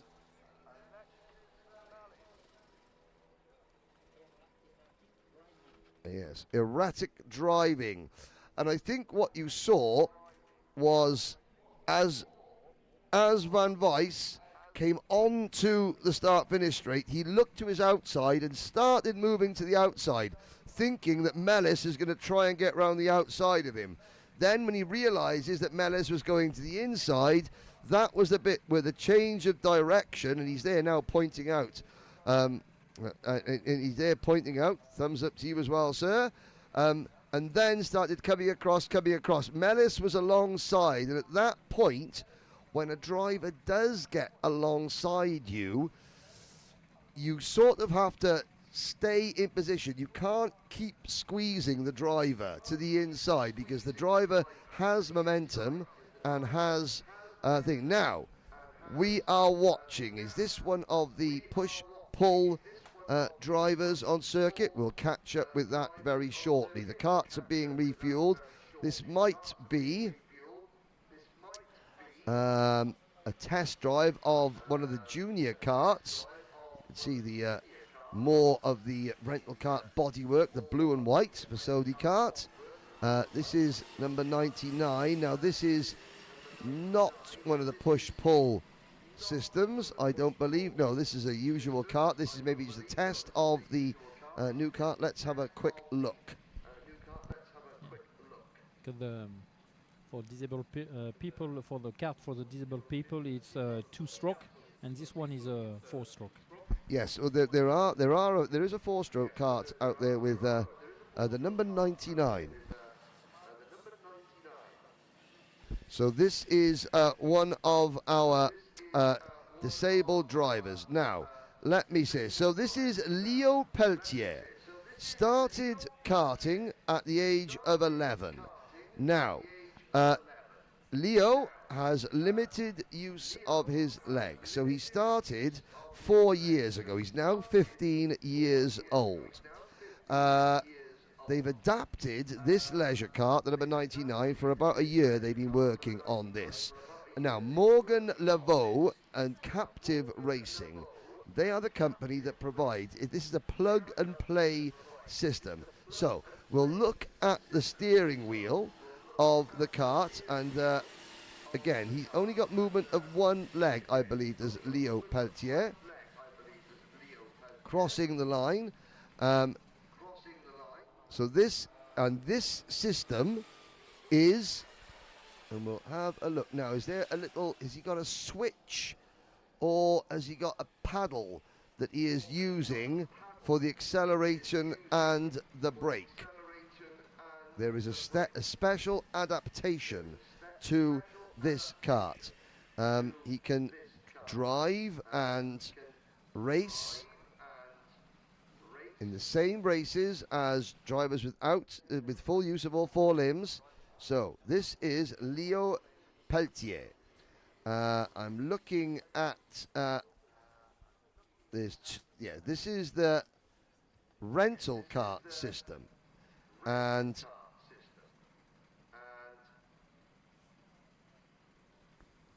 Morgan Laveau, the person behind Captive Racing, he was involved in a motorbike accident back in 2013. He became a tetraplegic. So he created Captive Racing to develop solutions to make karting accessible and performance driven for people with disabilities. He developed the push hand pull system. It's quite simple. It's any kart circuit can order the push hand pull system, and you simply bolt it onto an existing chassis. You don't have to modify one of your current fleet of Sodi rental karts. Now I'm looking down, it's hard to see the push hand pull system on this kart, but Leo Peltier, 15 years old, and you can see, to all intents and purposes, this is a normal kart, and it is. There's no special adaptations to the chassis itself, to the engine. It's simply the push hand pull system, which you plug and play. You can order it for your kart circuit, and that will allow disabled drivers, paraplegic or tetraplegic drivers, to race with able-bodied drivers, compete with able-bodied drivers. So, if you're interested, please, it's Captive Racing, CAPTIV Racing, and Sodi Kart. Contact all the Sodi World Series tracks out there. Contact Sodi Kart, your connection with the Sodi Kart factory, and say, look, we would like to buy 2 of these systems. You've got one 4-stroke rental kart system that you're looking at now, and you can see that even you can test the limits, and then you have your 2-stroke system as well. Fabrice Dubois. We will see Fabrice on circuit later on. So that is Leo Peltier. This is push hand pull from Captive Racing in association with Sodi Kart, the newest and most accessible system to allow disabled drivers to race in Saudi World Series events. And I have to say bravo to all concerned, Eric. Voilà, on suit actuellement les évolutions de Léo Pelletier qui est au guidon d'un kart aménagé pour les personnes à handicap qui malheureusement n'ont pas forcément l'usage de leurs jambes, et avec un système adaptable, un plug and play adapté par Captive Racing et en association évidemment avec Sodicart, vous permet d'adapter ce système sur tous les karts, et c'est comme on le dit du plug and play, et ensuite ça vous permet de pouvoir offrir la possibilité à des personnes donc en situation de handicap de pouvoir évoluer sur ce kart. Léo Pelletier là qui est âgé de 15 ans, il avait commencé le kart à 11 ans et qui continue maintenant en dépit de son handicap à pouvoir rouler sur les pistes avec ce système. Donc si vous êtes intéressé, le plus simple est de vous rapprocher du côté du team de Sodicart présent ici sur ce SWS au Mans. En tout cas, ça démontre que ce système est adaptable très rapidement et offre la possibilité à tout le monde de pouvoir bénéficier et du plaisir de la conduite d'un kart sur circuit. Et on l'a vu, Léo a fait quelques petites embardées et on le voit bien, ça reste fiable et ça reste performant. Well, there we go. We will take a short commercial break and we'll be back for the last round of heat races. 6 races to go today, 1 each. For the Masters, the women and the Sprint Cup drivers. That will be next after this break.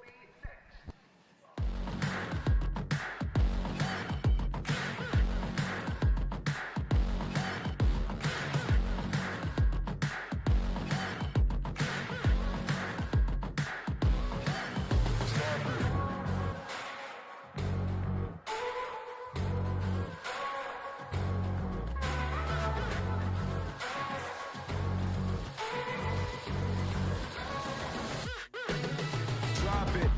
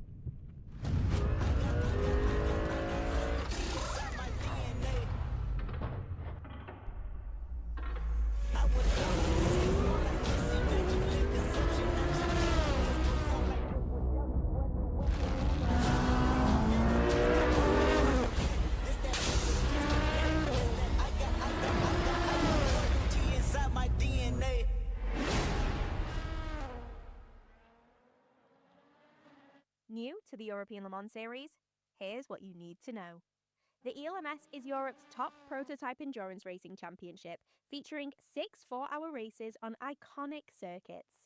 Teams of 2 to 3 drivers share each car, making teamwork essential from start to finish. 4 categories race together: LMP2, LMP2 Pro-Am, LMP3 and LMGT3, creating intense multi-class battles on track and providing a platform for both professional and amateur drivers to compete in endurance racing. In 2026, a record 47 entries and 9 manufacturers will compete for the European title, as well as a place at the legendary 24 Hours of Le Mans for the best teams in each class. With tickets starting from just €8, it's one of the most accessible ways to experience top-level endurance racing. And the absolute best part? You can catch all the thrilling action live and free worldwide on FIA WEC+.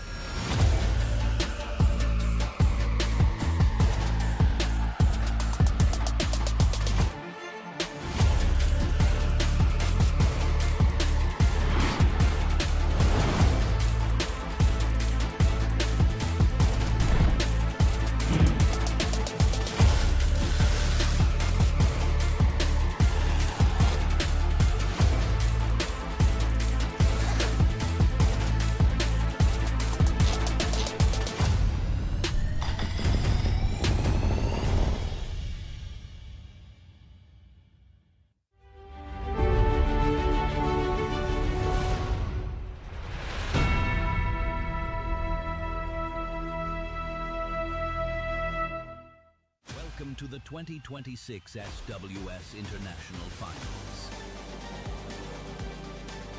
On the legendary karting circuit of Le Mans.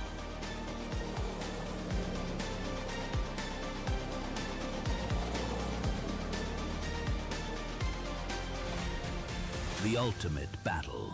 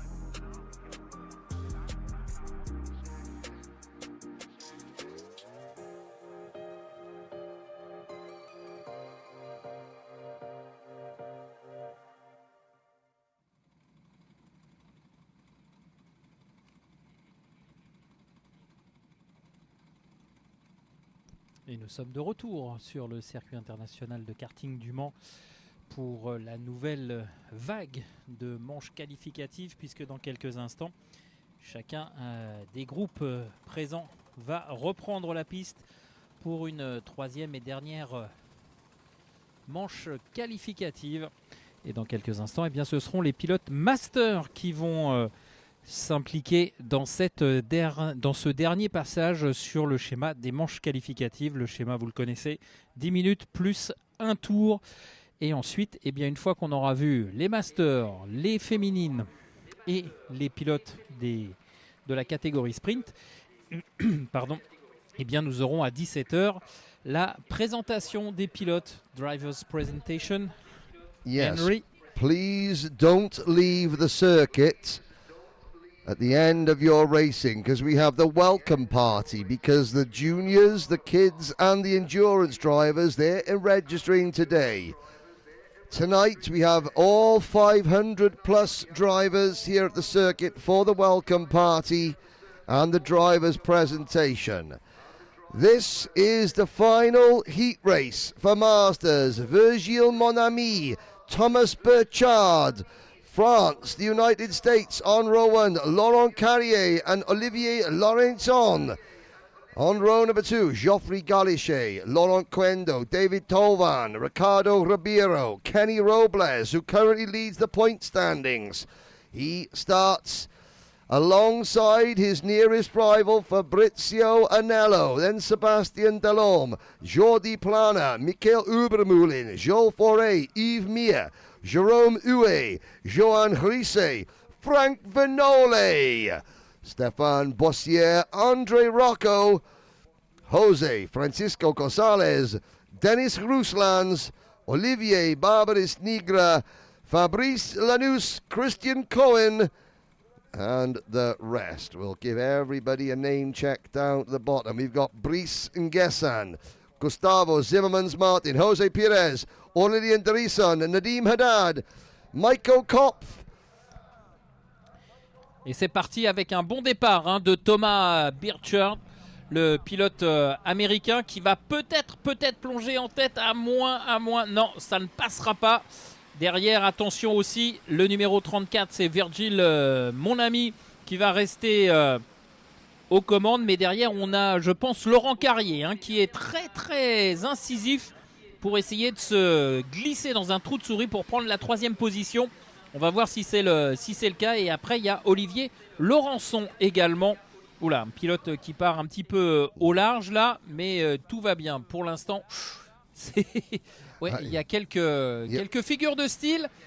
Yeah, there are some drivers in the middle of the pack having an absolute shocker on the opening lap there, but up at the front. Now, Thomas Burchard gets shuffled a little bit wide. He's in the bright blue race suit, driver number 32. The two leaders, Virgile Monami, Laurent Carrier, the number 34 of Monami, the number 19 of Carrier, then it's the number 25 of Olivier Laurenton. In third position, the number 10 of Geoffrey Galichet, the 32 of Thomas Burchard are next. And it's Christian, well, let's have a look. Who are the drivers that got caught up? Laurent Quendo, Marco Lauer, and Stephanie Bossuet, Denis Ruslands, getting squeezed wide and losing places at the start.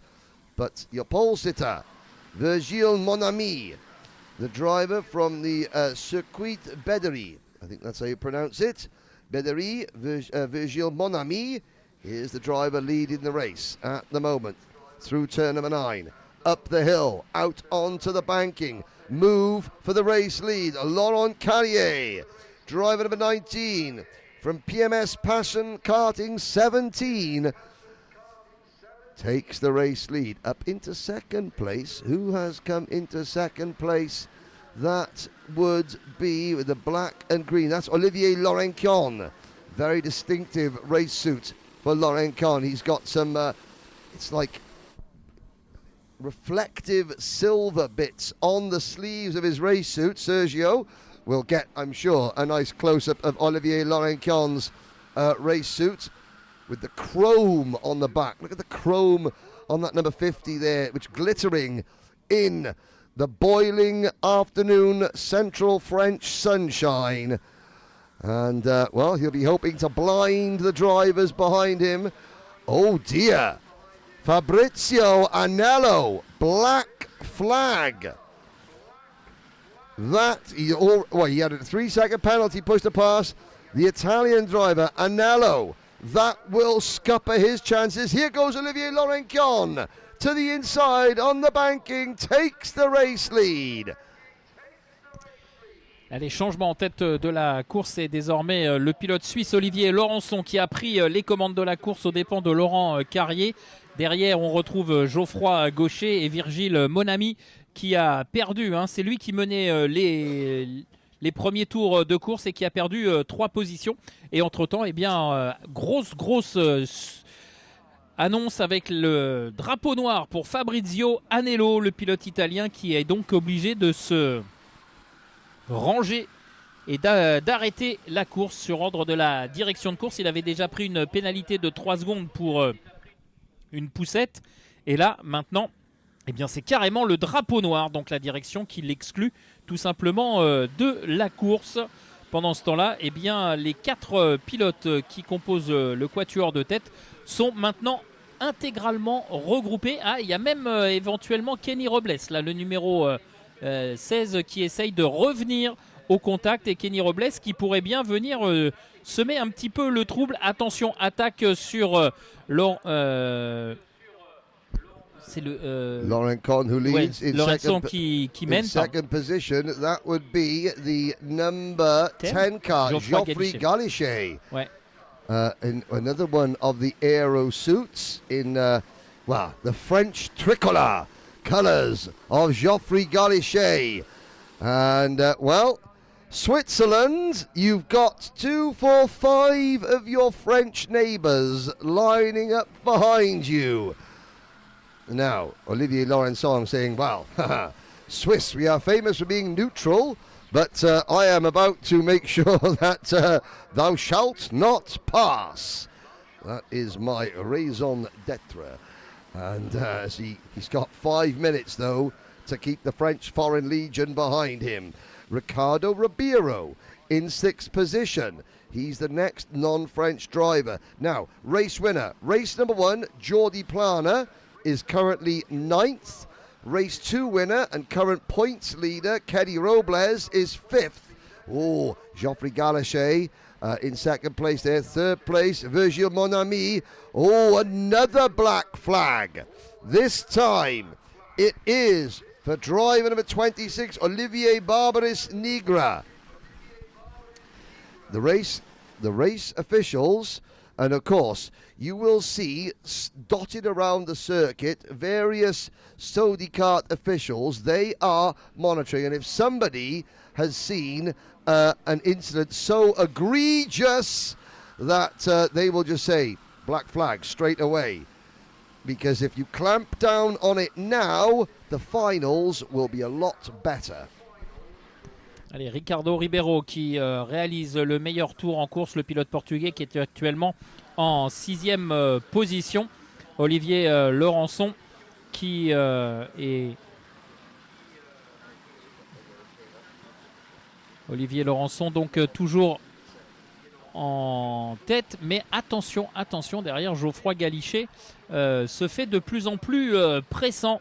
Geoffroy Galichet sur le kart, à bord du kart numéro 10, et les 2 hommes qui ont creusé l'écart maintenant, parce que Virgile Monami, le numéro 34 qui s'est lancé en pole position, eh bien, est en train de mener la chasse, mais il y a un écart assez conséquent entre le duo de tête et justement Virgile Monami qui eh bien, mène le peloton derrière lui pour retrouver et recoller aux 2 hommes de tête.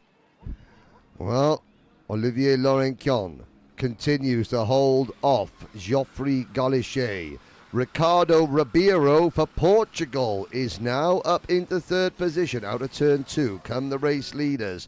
Galichet, new fastest lap, a 109.4. That's quite slow. The track is heating up. Sometimes that doesn't help conditions. The track gets hotter, the track gets slicker, the track gets a little bit more slippery. These Honda engines, they like nice, cool, evening air. They don't necessarily like it when it's 30 degrees and blazing sunshine, like it is now. Now, Olivier Barbaris Nigra had two warning penalties, or two penalties. Then maybe the black flag that we saw on our screen was a little bit premature. Manuel Branco, race director, saying, oh, poles at the Virgil Monami, who has fallen back to 6th position. Now, poor old Thomas Burchard, second on the grid. Thomas Burchard is now 26th. So it has not been a good race for the American driver. Galichet to the inside at Curve du Restaurant, takes the race lead. Laurent Con checks over his shoulder. He now knows there is a gap of 2 seconds before the rest of the pack. Into turn number 3 they go. Laurent Con will wait. He will bide his time. Allez, changement en tête avec désormais la prise de commande par Geoffroy Galichet, qui a pris les commandes aux dépens de Olivier Laurençon, les deux hommes qui ont un peu plus de 2 secondes d'avance maintenant sur le groupe de chasse. Et attention, Olivier Laurençon qui rend la monnaie de sa pièce au Français, le Français qui n'est pas vraiment satisfait de la manœuvre, mais bon, chacun fait sa course bien évidemment. Et attention parce qu'on a vu tout à l'heure 2 pilotes comme ça qui avaient une avance très très importante, qui ont commencé à se disputer le leadership et qui ont perdu toute leur avance. Et de fait, eh bien, sur l'un des deux, ça a été beaucoup plus compliqué de bien terminer placé. Olivier Laurençon donc qui boucle un nouveau tour en tête, et on est rentré dans les deux derniers tours puisqu'il reste 20 secondes maintenant dans le temps réglementaire. Laurent Con back in front.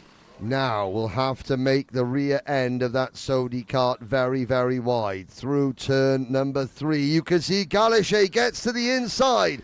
Geoffroy Galichet takes over top spot once again going into Curve des Duchamps. And you saw that brilliant camera shot there from Sergio Big Guns in the center of the track. Now, Galichet defending. Laurent Con will try the undercut. Can he get alongside? He's going to get squeezed to the outside now. He'll tuck back in for the run down Cheminot Booth Straight. They will get the last lap board next time around. Laurent Con setting Galichet up for a move on the start-finish straight. Allez, ça va se jouer à l'aspiration dans la dernière ligne droite, mais non, Laurençon ne pourra pas revenir. C'est bien Geoffroy Galichet qui va s'imposer dans ce dernier tour, dans cette troisième manche qualificative concernant la catégorie Master. Voilà, Geoffroy Galichet qui a réalisé la course parfaite et le dépassement parfait. Olivier Laurençon, lui, joue placé, lui qui occupe la 4e place du classement provisoire de cette catégorie.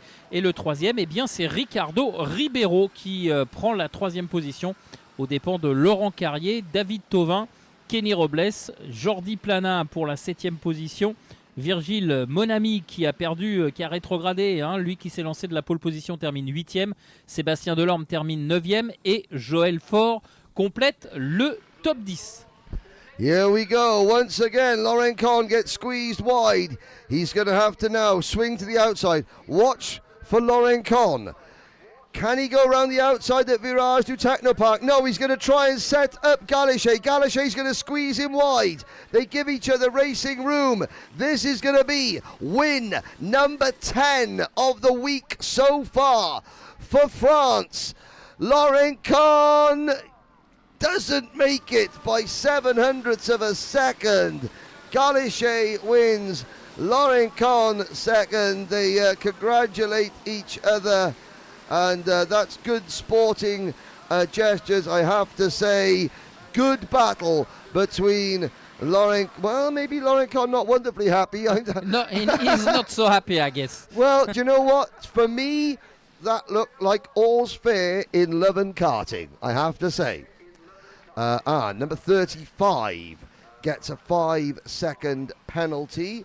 That would be Vladislav Alekverdov. Vladislav Alekverdov getting a penalty. That's further down the order. Geoffroy Galichet, Olivier Laurent Con, Ricardo Ribeiro, Laurent Carrier, David Thauvin.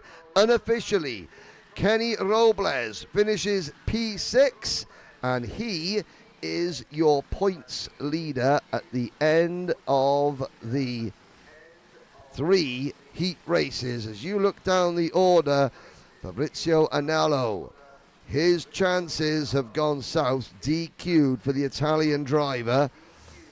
Geoffrey Galichet adds his name to the list of winners this week. And I'm just looking at, so, the French drivers who have contributed to the team's tally as we look at the replay. Kenny Robles, 2 pole positions. Carla Fadey, 1 pole position and 1 race win. Then we had Virgil Monami and Antoine Malvesson also scoring pole positions. In the races today, Kenny Robles and Carla Fadey again, Bastien Mounier, Alexis Mellis, and now Geoffrey Galichet. And there's Laurent Con. Laurent Carrier in kart number 19 finished 4th. Now, here's some of the battling. That's Laurent Con. Galichet is 3rd at this point. Laurent Con pushing Carrier a little bit wide. This gives Geoffrey Galichet a chance to go around the outside.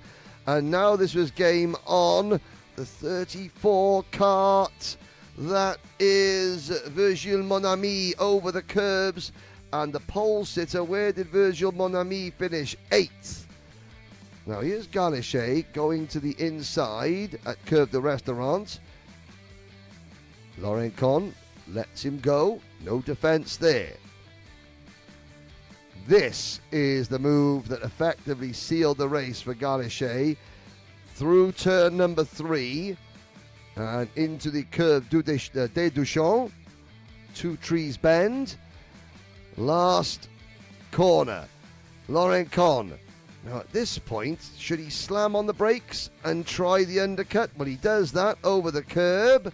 Galichet runs him a little bit wide. Laurent Con comes across the track.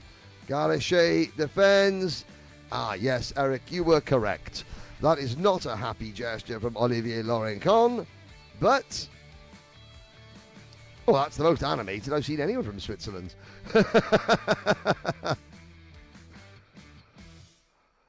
Good. Look at that. The 15 and the 19. Jordi Plana and the 18, rather. Kenny Robles. They were shaking hands as they crossed the line. That is what you want to see. Here I agree with you. They are cheering each other for sure. But Olivier Lorenzo was not so pleased about this second position on the finish line. Anyway, voilà, donc on a revu les meilleurs moments et donc évidemment, confirmation que Olivier Laurençon n'a que peu goûté cette deuxième position derrière Geoffroy Galichet. Mais bon, c'est comme ça, il n'y a pas eu de problème et de pénalité infligée par la direction de course et donc ce bras de fer entre les deux pilotes, c'est en tout cas à son appréciation, je parle de la direction de course, déroulé normalement et sans problème. Allez, dans quelques instants, on devrait retrouver, me semble-t-il, les féminines, le Women Category, pour leur troisième et dernière manche de qualification. Now, just looking at the pit lane there's a game of football going on, a game of keepy-uppy in the pit lane. I know, I've got to say, the driver in the red shirt with the number 7 on his back and the white cap, he's okay. The lad in the black T-shirt, now there's some techers. Here are the ladies, and now they've stopped playing football. They realise they're being spoken about. They got all shy. But now, the ladies. Anya Barrett in the foreground. There's Heidi Draganic on the right-hand side. Left-hand side. Good to know. Hot pink is still your favourite colour for the Women's Cup. I got to say, I like not enough hot pink in racing. The Estonian flag on the Sony Kart race suit. I'm just trying to see who our Estonian driver is. That is Hanna Greta Suvimaa. There is Amber Ebbers with the roots, or the roots on her, or the rules sorry, on her race suit. There is the young Lebanese lady, Romy Sarour. The other Lebanese lady, of course, last year, it was, let's have a little look, where are we? It was Celine Tabchouri, who was the first Lebanese lady to qualify for this event. She's now got her ticket through Fun Extreme in Saudi Arabia, but Celine Tabchouri, another trendsetter, groundbreaker for the smaller karting nations, especially in the Middle East. And I'm not going to go into it too much, but of course there are cultural differences. And in some countries, you know, I remember there were two ladies from Saudi Arabia who competed in Slovakia. And they were the first Saudi drivers to qualify. And the men from Saudi Arabia in that competition weren't necessarily overly enjoyed to have to stand with the ladies for the drivers' parade, which is a very unfortunate thing. However, there is a cultural difference in countries, and all we can do is push the racing culture of come one, come all, and over time, attitudes change. The people, the ladies in this case, who break the ground, who are the trailblazers for others, they have to go through some unpleasantries that they shouldn't, but they do. They go through those so that the next generation don't have to. We look, yes. Same crash helmet, the same Bell hot pink crash helmet, Anya Barrett. And then you have, is that a Lewis Hamilton crash helmet design? An old Lewis Hamilton thing? Yeah, 2, 3, Anya, oh yes. Well, Bell crash helmets, whoever came up with the hot pink Bell crash helmet design, you've done well. There's at least 3 customers, 4 in fact, at the back on your screens. But you know something, you know, the women, they will go out on circuit and they will knock 7 different colours of you-know-what out of each other. They will battle just as hard as the men on track, and yet here we are. It's because they do realise that they are role models. There are so many young girls, 7, 8, 9 years old, watching this around the world and thinking, is go-karting for me? Go-karting, oh, it's a boys' sport. No, it's not. Look at this.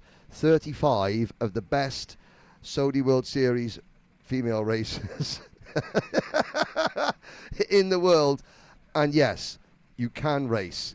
You can have fun and make friends from no matter what country you are from, because you've got in the centre ground, that's Anya Barrett from the United Kingdom with the Renault logo, Heidi Draganic from Croatia. Now, I don't know if Heidi even speaks English. It doesn't matter. They speak the same universal language of racing. Now, they're not all best of friends. Of course you wouldn't be. When you're driving a race, when you're in racing, there are no friends on track. Off track, however, yes. And whoever decided to do the hot pink Bell crash helmet, well done. Here we go. The final heat for the women. Out onto the track they come. They come from France, from Ukraine, from Latvia, the Netherlands, the United Kingdom, from Lebanon, from Singapore, Chloe Chu, from Italy, Germany, Slovakia, Estonia, Croatia, Belgium, Slovenia, Leia Tynekar. She will be on pole position for Slovenia. You've got Mariella Glatzuni from Greece. You've got Austria, Lithuania, the Czech Republic, Bulgaria represented, Spain. It's the United Nations. Well, do you know what? I'm sure most of the world's problems would be solved if you put these 35 ladies in charge. You know, there's Vanessa Lowry running off with her Ayrton Senna crash helmet, trying to get a seat insert. There is Mikolanate from Lithuania, Shipshak from Ukraine, and on the front row of the grid, Slovenia and the Netherlands. Now, that looks... Has Debbie Wolfs given Amber Ebbers the same crash helmet design that Debbie used to race. It reminds me, it looks very, very similar. I wonder, Debbie Wolf's coaching that driver there, kart driver number 5, Amber Ebbers. Amber has had a couple of penalties at the moment and is getting plenty of support online. And again, so many supportive comments coming in the live chat. Thank you. Like I said, if I see one negative comment, and even if you try and do it in French, Eric can read it, I will call you out, kick you out, and make sure you're saying, because this is positive. There are 35 positive female role models for every young girl who wants to go in karting on your screen now. Allez, on attend l'entrée en piste des pilotes féminines de cette dernière manche qualificative. Encore une fois, c'est une, comme le disait Henry, c'est une belle vitrine pour le sport en général et pour le karting en particulier, comme quoi tout est accessible maintenant. Il faut arrêter avec les clichés. Le kart, ce n'est pas que pour les garçons, c'est aussi pour les filles. La preuve, on a 35 pilotes au départ sur cette manche qualificative. Donc, il faut casser les clichés. Alors, même si effectivement, certains ont la vie dure, comme le rose que l'on voit dominer dans cette catégorie, notamment sur la déco des casques. Mais pour l'heure, eh bien, vous l'avez peut-être vu si vous étiez déjà avec nous sur la chaîne YouTube qui retransmet cet événement du Saudi World Series ici au Mans. On l'a vu ce matin. Elles n'ont rien à envier à leurs confrères masculins parce qu'il y a énormément de spectacles dans ces courses et elles sont excessivement rapides également. Donc voilà, on a Amber Ebbers qui est venue se placer sur la position de pointe. On a fait rentrer, tiens c'est nouveau ça, on a fait rentrer la grille de départ par colonne, comme ça tout le monde se place sans encombre et on va donc retrouver Amber Ebbers sur cette première ligne avec Léa Chatnikar, Yulia Chipchak en troisième position et Nicole Protivova sur la deuxième ligne à ses côtés. La première représentante française, c'est Lali Zepegno, la numéro 18, qui s'élancera depuis la troisième ligne. Voilà donc pour l'instant pour cette grille de départ. Regardez, elle a quand même fière allure cette grille de départ. Et on va attendre évidemment les ordres de la direction de course. On signalera également Vanessa Larieux qui va s'élancer un petit peu plus loin aux alentours 1, 2, 3, 4, 5, 6, 7e ligne, 14e position. Et dans quelques instants, donc le drapeau vert qui va s'agiter pour libérer ces pilotes féminines. Je vous rappelle le principe, 10 minutes plus un tour. The green flag is raised. Green flag falls. We're off and racing from the outside of row number 1. Leah Tynekar, she selected the outside row for her pole position. That's her right. And Amber Ebbers leads them, and Yulia Shipshak moves into P3. And Vanessa Lariou there with the centre crash helmet, getting stuck in the middle of the pack. Down towards turn 3 we go. And everybody safely through turn 3. Somebody in the back getting a bit high, White and Hansen. That's the oldest lady in the race. That's Laurence Benoit. Oh, and this kicked right off.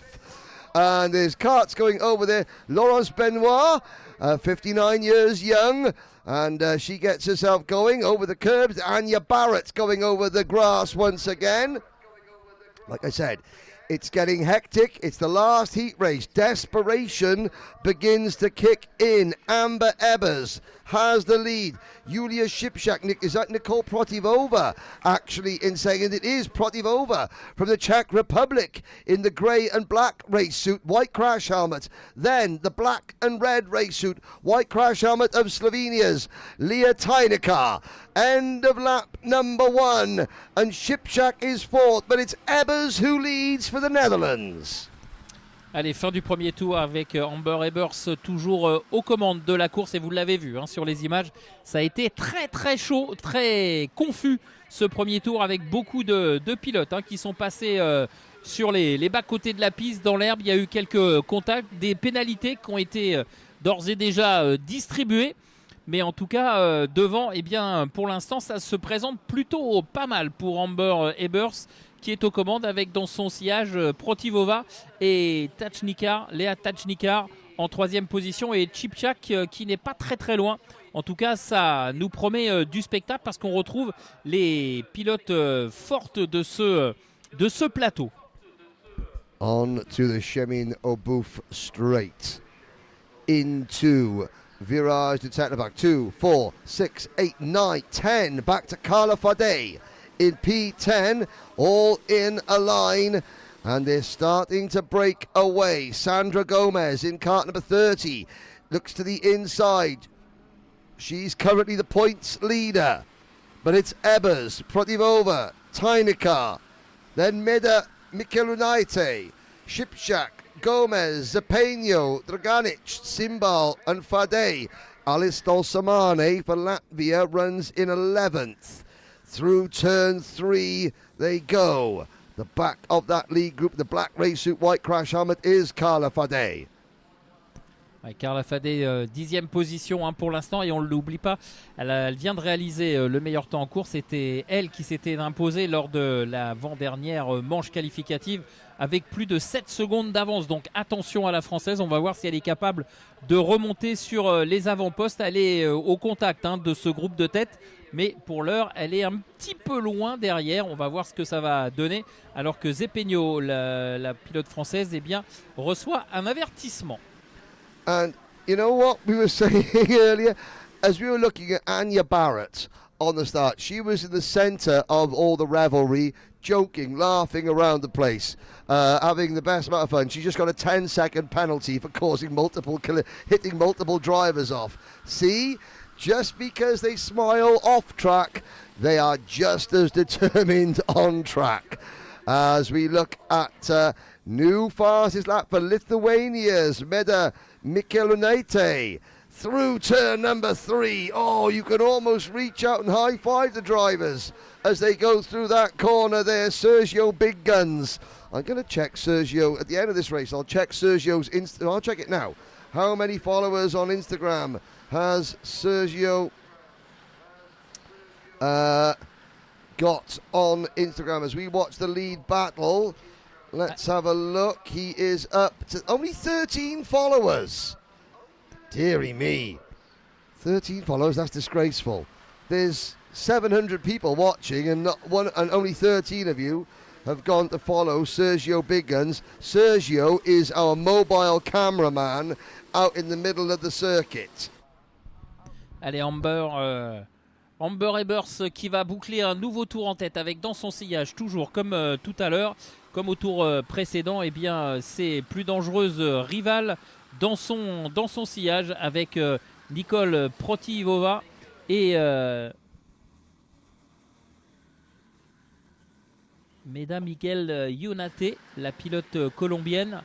Alors qu'on a derrière un petit groupe de chasse. On a 3 pilotes détachés, ensuite 3 pilotes lancés à la poursuite du groupe de tête, et enfin 5 autres cartes roue dans roue pour essayer de faire la jonction. Notamment dans ce groupe de chasse, il y a Sandra Gomez. Par contre, pour Carla Fadey, ça se passe moins bien. Elle a perdu une position sur la ligne de chronométrage. Elle est désormais pointée 11e. On to the Shemin straight. Protivova chasing Ebers, Mikelunaite and Tynekar, Shipshak, Zapeno, Gomez, Simbal, Draganic, Stolsamane. Your top 10. 4 minutes to go. Protivova tucks into the slipstream of Amber Ebers, and look at the number 25 cut. Look at that Meda Mikelunaite leaning back, knees up, just to try and get airflow over the top of the cart. Does that work? Well, she closes in. She's done the fastest lap of the race so far, 109.1 for Mikelunaite, as she chases down Ebers and Protivova through Curve des Duchamps. Driver of 33, Romy Seront, gets a penalty. The driver from Pit Stop Karting Lebanon. And that will drop Romy Seront down. The two Lebanese drivers in this race at the moment. It is Celine Tabchouri, who is now the best of the two Lebanese ladies because of Romy's penalty.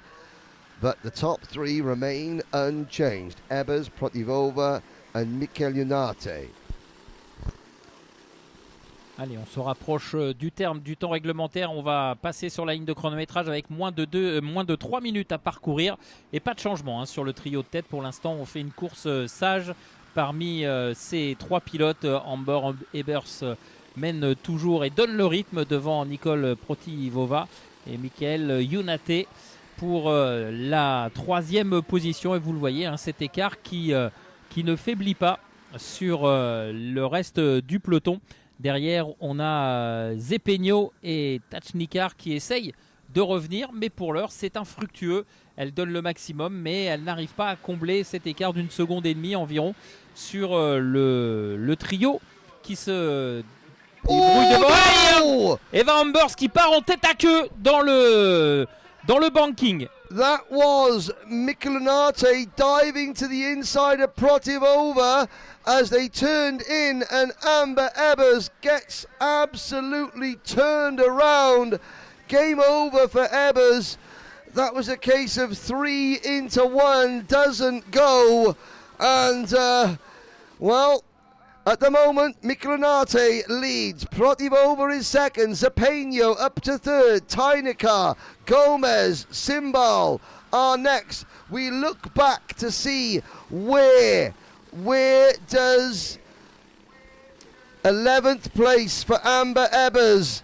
Well, that is such a shame. In the case, I think it was Mikel Yunate went for the move to the inside of Protivova as Protivova was going to the inside of Ebers, and the closing rate was just too much, and eventually Ebers the one that loses out. Mikel Yunate leads.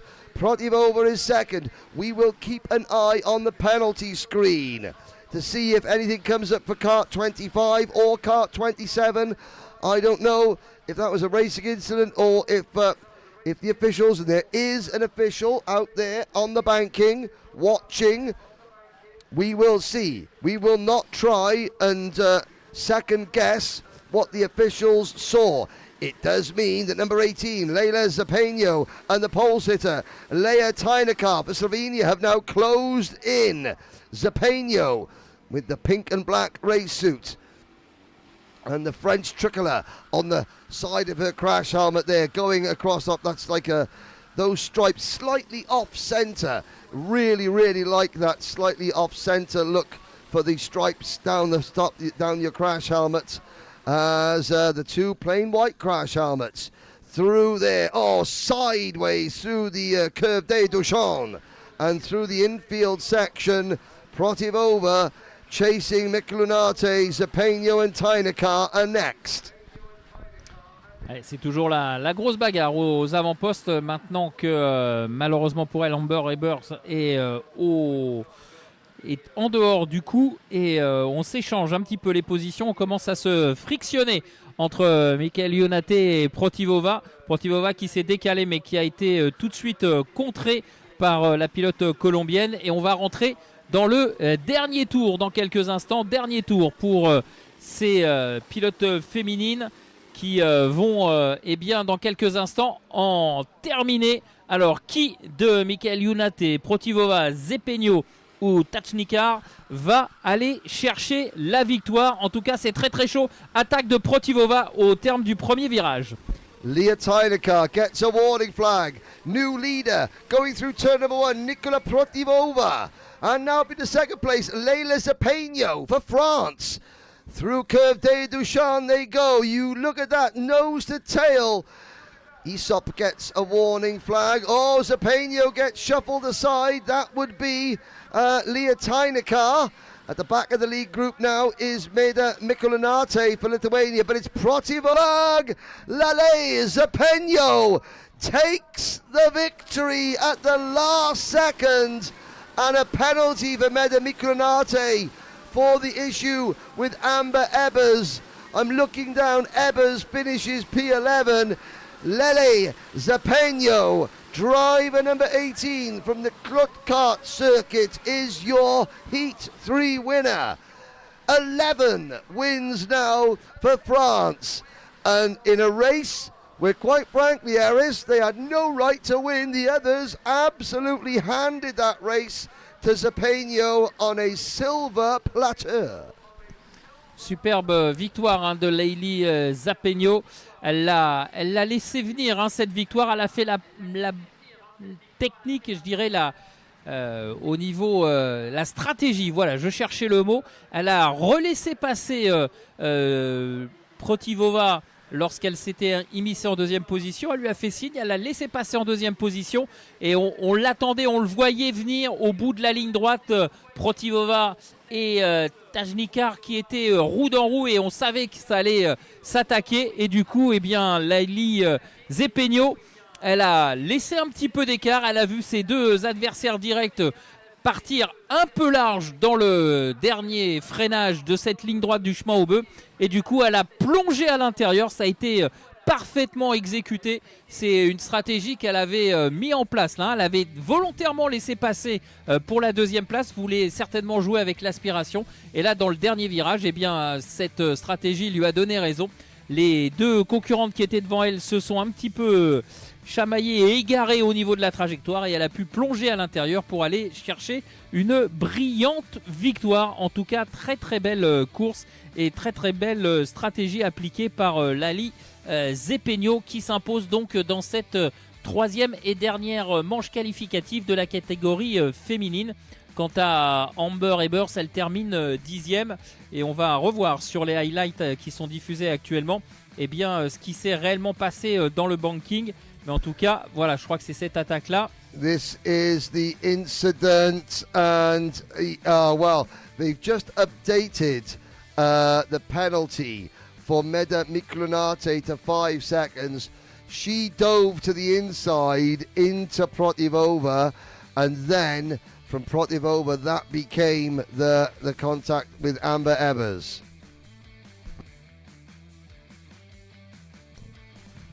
Ouais, on a vu donc sur ces images, et regardez, vous allez voir là maintenant sur ce ralenti, les derniers instants de cette course avec Leili Zapeño qui va laisser délibérément la deuxième position avant d'attaquer la ligne droite du chemin aux bœufs, et ensuite les éléments vont lui donner raison.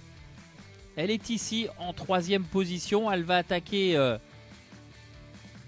la ligne droite. Alors là, on est un petit peu avant l'entrée dans la ligne droite. Et voilà, elle voit les deux concurrentes. Elle garde bien la trajectoire idéale à l'extérieur. Et là, ça se frictionne un petit peu entre les deux pilotes qui sont aux commandes de l'épreuve. Et là, ensuite, Leili Zapeño peut plonger à l'intérieur et aller chercher une très très belle victoire. Well, the juniors are here. There's Zapeño crossing the line. The juniors are here watching the event. Their racing starts tomorrow on the Circuit Alain Prost. If they haven't registered, they need to go and sign in. They need to go and sign in at the Saudi Kart tent before 4 p.m. local time. That's in half an hour's time. But you can't really blame them if they haven't signed in yet, because they've been glued to the action. There's the thumbs up from Zapeño. Leah Tynekar is classified second. Protivova is third. Gomez, Simbal, Fadej, Shipshak, Draganic, Stolsamane, Amber Ebbers. Meda Milikanate, updated penalty, 5 seconds, and that puts her behind. Now, if you race karts, if you've raced in the Saudi World Series Finals and you're commenting on the live chat, that means you didn't qualify, which means you weren't good enough. So, next year, work harder, get better, simple. Now, we have 4 races to go. The winning, so, from qualifying from pole position awards and heat wins. The scores currently are 11 wins and poles for France, 5 for Spain, 2 for Poland, 2 for Belgium, 1 for Slovenia, 1 for Portugal, 1 for Italy. Well done. And you're quite right, Dylan, authors. Entertainment. And I am very rude. Very rude. But hey, I got the microphone, you got the keyboard. So I want to keep things as internationally friendly as possible. And I've been doing it for 25 years. Hello to everyone in South Africa.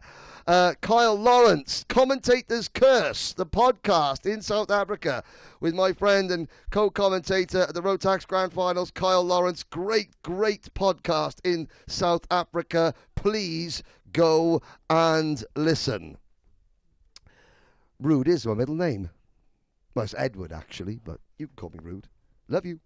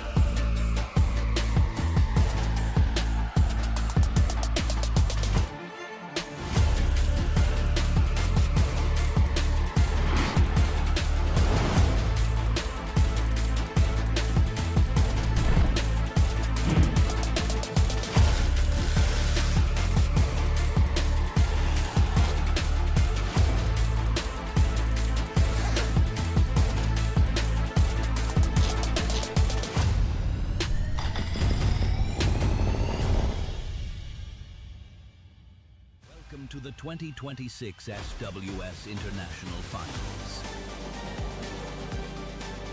on the legendary karting circuit of Le Mans.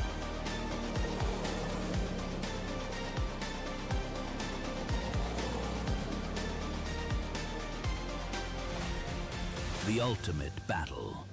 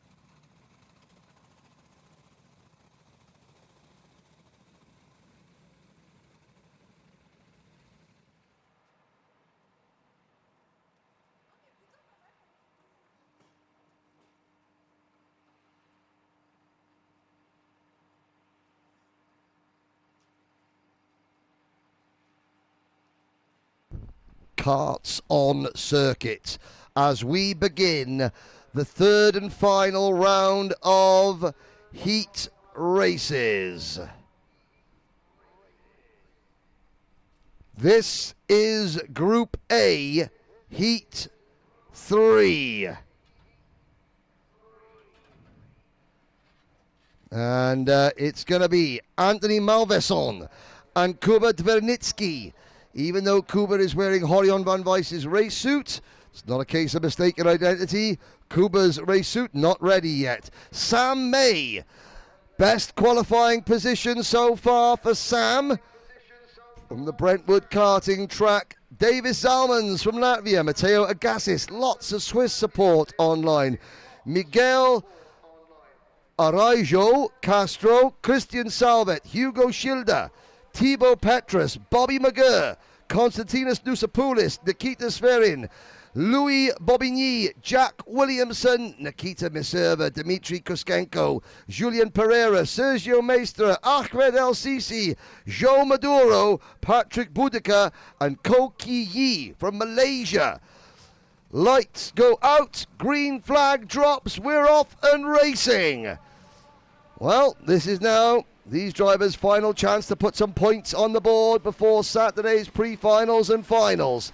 The leaders get single file going into turn number 1 in the middle of the pack, as you would expect, 3 and 4 wide, as we head down towards turn number 3 with Anthony Malveson, driver number 12, leading the way. Malveson from the International Racing Karting Circuit in France. Allez, Anthony Malveson qui a pris le meilleur départ, qui a conservé le bénéfice de sa position de pointe. Mais attention, derrière, il y a du monde déjà qui s'impatiente. On a vu également Sam May, le pilote britannique, qui s'est tout de suite décalé sur la grille de départ, mais qui a perdu 2 positions là, lorsque le groupe revient sur le dernier virage du circuit. On va avoir le premier tour bouclé avec Anthony Malveson toujours aux commandes. Ah, il a perdu dans le dernier virage là, il a perdu un petit peu de distance là, et du coup maintenant c'est Sam May, le pilote britannique, qui lance la course en disant allez, on y va, on ne se dépasse pas, on essaye de rester intelligent. Mais là pour l'instant ça ne se passe pas comme le Britannique l'aurait souhaité, avec encore une fois un changement de leader. Yep, Sam May takes advantage of some grass tracking coming off turn number 2. New leader, driver number 85, Britain's Sam May. Kuba Dvernitsky drops back. He is there in second position, white crash helmet, the kart skins or the Danro suit or the Aero suit. Not quite sure which company is making the suits for Orion van Weiss and Kuba Dvernitsky. They come down, that's a kart skins suit, and that is into P2. The number 24 kart of Davis Zalmans now into P3. Matteo Agassis from Switzerland, an amazing amount of Swiss support online.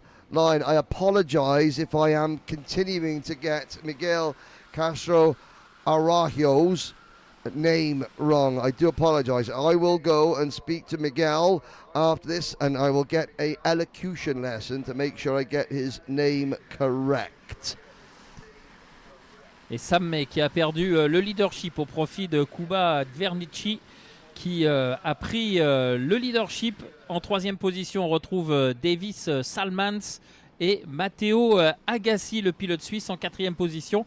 Sur la ligne de chronométrage, Anthony Malveson, le numéro 12, avait perdu 3 positions. Il était désormais pointé 5e.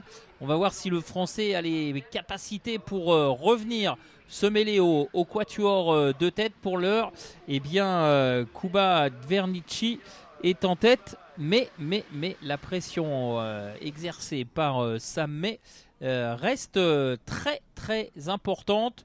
On va voir s'il va pouvoir eh bien, la supporter pendant encore 6 minutes et 20 secondes plus un tour. Here we go. It's Dvernitsky the driver who won the junior final last year. Coming out of the final corner at Campillos, Dvernitsky was third. By the time they got to the start-finish line, he was ahead in one of the most dramatic races that I have commentated on, and I have done it all in karting, from the FIA World Championships to the International IAMI Finals to the Rotax Grand Finals and all others, the International Trophy, and here the World, it's effectively the World Rental Kart Championship, the Saudi World Series Finals, providing great entertainment. As some of the drivers, again, Jude Puddifoot, who won last year's Kids Cup race at Campillos, he has gone on, he won the X-Kart Scholarship Scheme for a free season in owner-driver junior Rotax racing in the Kart Championship, which in the UK, that is the second level British Championship. It is an extremely high-level championship, and in his very third race, Jude Puddifoot was a winner. It just goes to show how talented these karters are. People say, oh, they're just rental kart racers. Some do, but no. You race within your means. Some drivers, they race owner-driver karts and rental karts because any seat time is good seat time, and the amount of talent on show is tremendous. All the drivers that qualify, and many of you who don't, race very hard all season for very few places. And again, my comment for those who haven't qualified, did not mean to say that you weren't good. I just meant you weren't good enough on this occasion. Go back, work harder, get better, come back stronger next year. That's what some of these drivers have done. Some of the first-time drivers, they have been trying to qualify for this event for 7, 8, 9 years. And you never take for granted qualifying for a global level final. Trying to explain to the drivers that are here, yes, they all want to win desperately, but how many times in life do you get a chance to earn your place to race at Le Mans?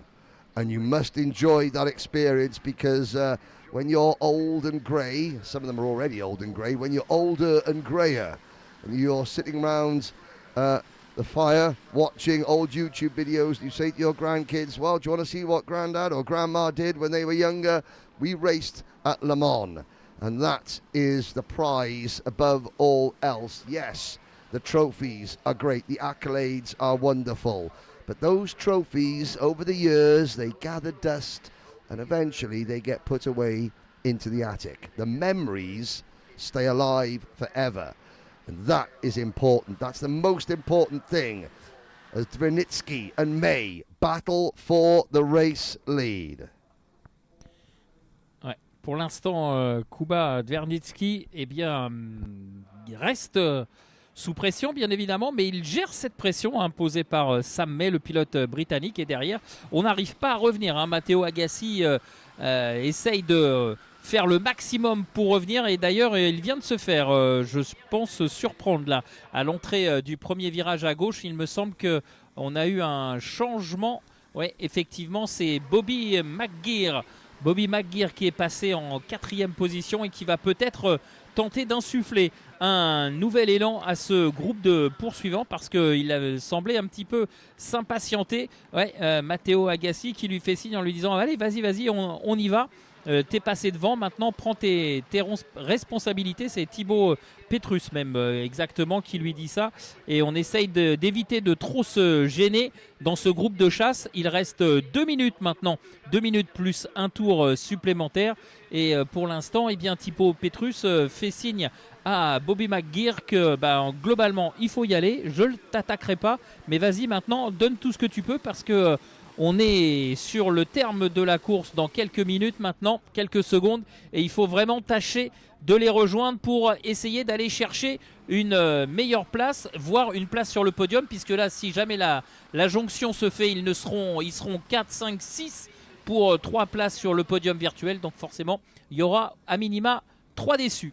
Oh, Dashim Salek from Ukraine 5-second penalty, multiple pushes to pass. We're looking at Bobby McGurr in third place, driver of cart number 19, that light blue aero suit, the light blue and white crash helmet, trying to catch his countryman Sam May, who is chasing down the leader, Kuba Dwernicki. Poland lead the United Kingdom, France, Switzerland, Latvia, and in 7th position, Konstantinos Nousapoulis for Greece, the driver from Go-Kart Center Thessaloniki. And Go-Kart Center Thessaloniki have been fantastic. And I will say this. Oh no, black flag for Jakub Madiratsa. Jakub Madiratsa from Croatia in 18th place. I want to quickly say one thing about the people that run Go-Kart Center Thessaloniki. My son and his mum and stepdad, they went on holiday to Greece, and they were on holiday in Greece when some of the wildfires broke out. I had a message from the people at Go-Kart Center Thessaloniki saying, hey, if your son needs somewhere to go, come to Thessaloniki and get out of the fires. That is the type of people that karting, that's the type of international family that we have here at the Saudi World Series, that people that I only meet once a year at the Saudi World Finals. They said, listen, you know, if there's a problem and your son and his mum and his stepdad are out there in Greece and they need somewhere to go, come and see us. That is the type of people that karting brings, the generosity, the kindness that we like to see. Meanwhile, the clock has struck 0. And through Tribune Bend comes Kuba Dwernicki and Sam May. Who's it going to be? Heat 3, Group A, 1 lap to go, and in third place, here comes Thibaut Petrus to the inside of Bobby McGurr. Il est passé peut-être le français, non. Thibaut Petrus qui a tenté de déborder Bobby McGuire pour le gain de la 3e position. Malheureusement, ça n'a pas fonctionné. Et devant, c'est toujours Kuba Dwernicki qui mène la course. On est dans le dernier tour et là on voit bien que Sam May essaye par tous les moyens de trouver l'ouverture, mais pour l'instant ça ne fonctionne pas. Et attention, derrière attaque également pour Thibaut Petrus. Je pense qu'il est je suis pas certain sur les images, mais j'avais l'impression qu'il était passé. Non, il est toujours deuxième. Et attention au freinage de la ligne droite avec Sam May à l'extérieur, ça ne va pas passer. Wow. Il est à l'intérieur sur le virage suivant. C'est là où il va peut-être faire la différence, le Britannique. Et c'est passé pour Sam May. Superbe dépassement et superbe victoire. Sam May with a move in the UK. We call that the Slim Shady, because he went round the outside. To take the win, a great drag race down the Cheminot Bouffe Straight, and he just kept that number 85 kart far enough alongside Kuba Dwernicki that he was able, and look at that, they're shaking hands on the slowing down lap. Kuba, he can't complain about that. That was superb from Sam May, and a full last lap Slim Shady for the win. Matteo Agassis comes home in third place at a Bobby McGurr, David Zalmans, Konstantinos Nousapoulis, Anthony Malveson, Thibaut Petrus, Dmitry Kuksenko, Julien Pereira, Louis Bobigny, Jack Williamson in 12th, then Nikita Miserva, Adam Heng from Singapore, Patrick Budeka, Miguel Castro, Koi Ki Yi, Lim Adriel, Nikita Sverin, and Hugo Schilder rounds out the top 20 in that race. Let's have a look back at the replays of that one.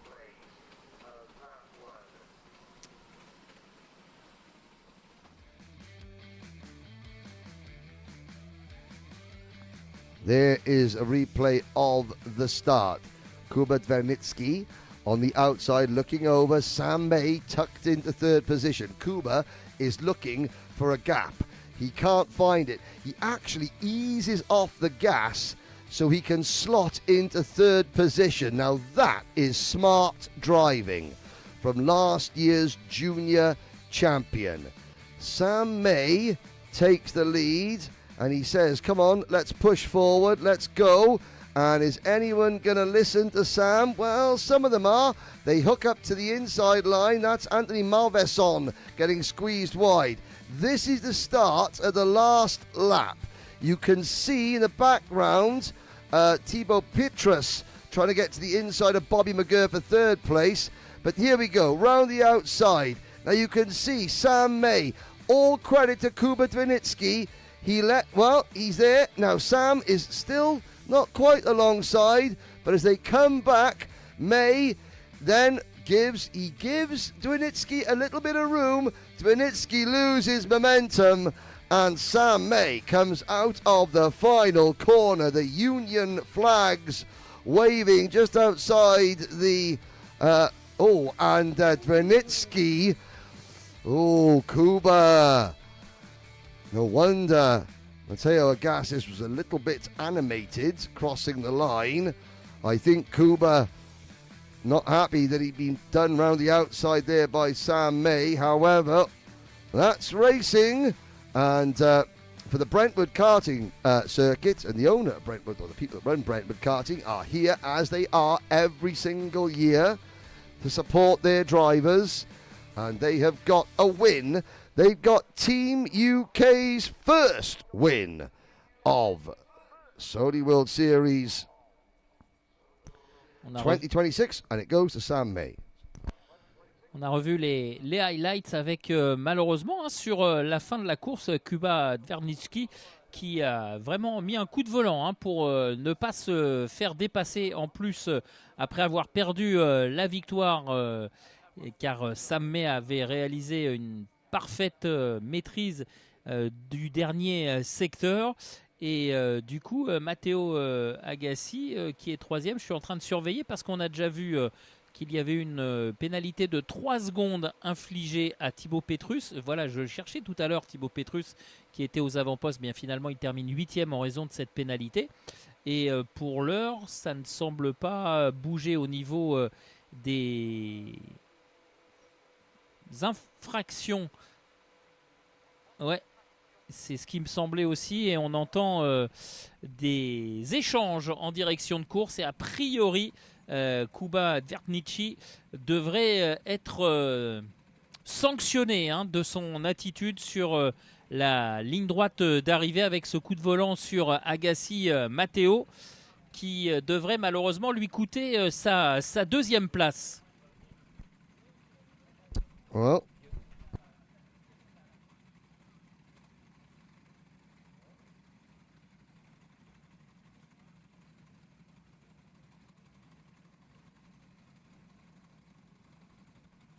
So they are reviewing the final corner of that race, and when we see the official penalty, if there is an official penalty, we will tell you. Here is a look at driver number 69, Kim Maxim, all white race suit, chrome crash helmet. That is a strong, strong look, I've got to say. The 75 of Orestas Burgalia from Lithuania, starting alongside on row number 1.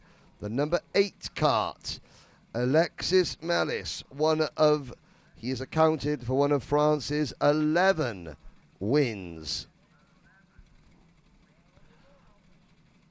so far this week. The number 58 kart. Now, that is Laurent Cote from SRA Karting.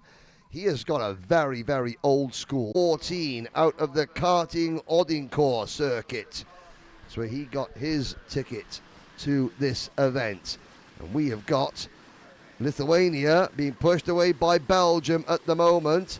Coulon has passed Malice. Again. Formé quatrième, va récupérer cette troisième position. Donc là, il faut qu'on s'entende entre Alexis Mélis et Anthony Coulon pour ne pas commettre d'impair, ne pas commettre d'erreur, parce que pour Coulon, ça n'aura pas d'incidence, mais pour Mélis, oui, ça peut lui faire perdre d'autres positions. Pour l'heure, le gap est assez important, hein. Il y a plus de 4 secondes maintenant entre lui et le premier poursuivant qui... Mais pour l'heure, là, il ne faut pas se tromper, de combat pour...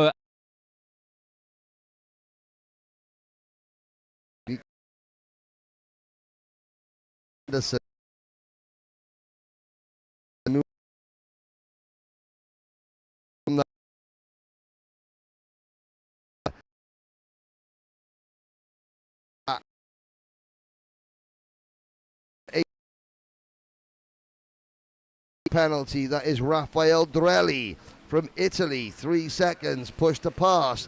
That drops Raffaele down to 20 seconds. Du meilleur tour en course, alors que nous allons rentrer dans quelques secondes dans le dernier tour, me semble-t-il, enfin l'avant-dernier tour, pardon, puisqu'il faudra rajouter à la fin du temps réglementaire un tour de plus. Les pilotes qui sont, attention, au fond, là, du côté du banking, et Van Weiss, non, qui reste en deuxième position. Burgalia qui a repris les commandes.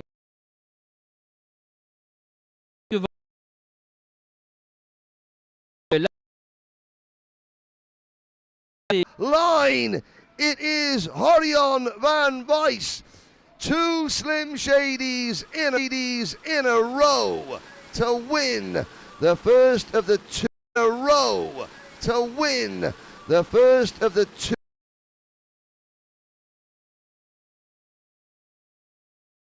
Cup.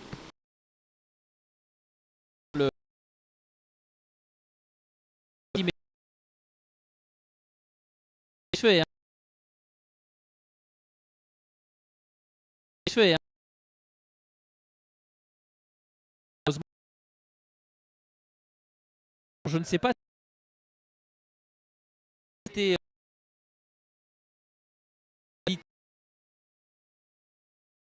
jusqu'au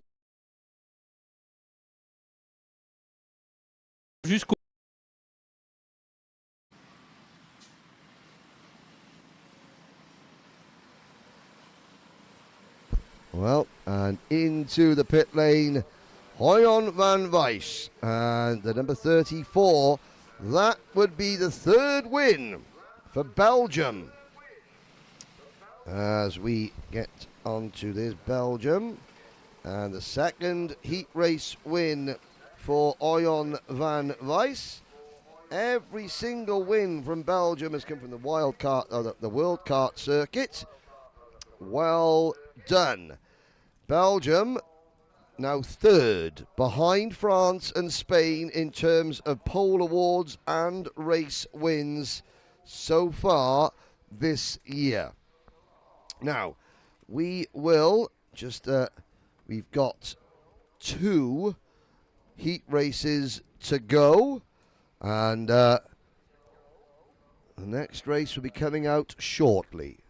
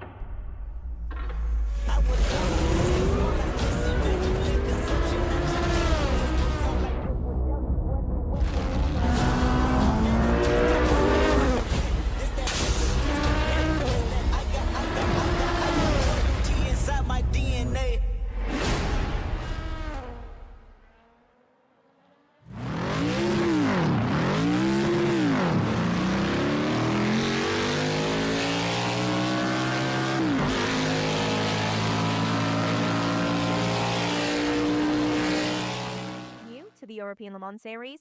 Here's what you need to know. The ELMS is Europe's top prototype endurance racing championship, featuring 6 4-hour races on iconic circuits. Teams of 2 to 3 drivers share each car, making teamwork essential from start to finish. 4 categories race together: LMP2, LMP2 Pro-Am, LMP3 and LMGT3, creating intense multi-class battles on track and providing the platform for both professional and amateur drivers to compete in endurance racing. In 2026, a record 47 entries and 9 manufacturers will compete for the European title, as well as a place at the legendary 24 Hours of Le Mans for the best teams in each class. With tickets starting from just €8, it's one of the most accessible ways to experience top-level endurance racing. And the absolute best part? You can catch all of the thrilling action live and free worldwide on FIA WEC Plus.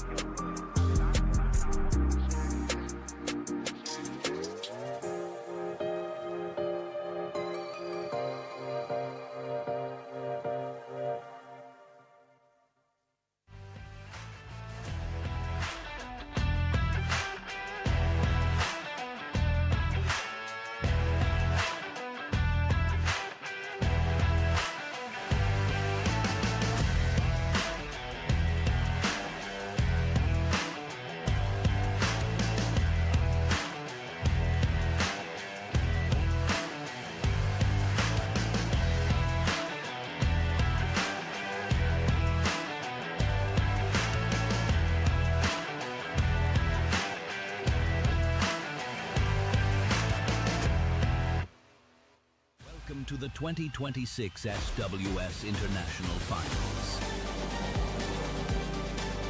on the legendary karting circuit of Le Mans.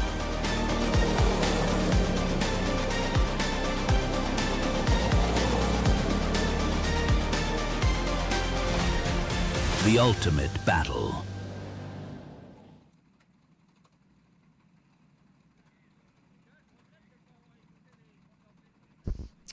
Well, 2 races to go, ladies and gentlemen.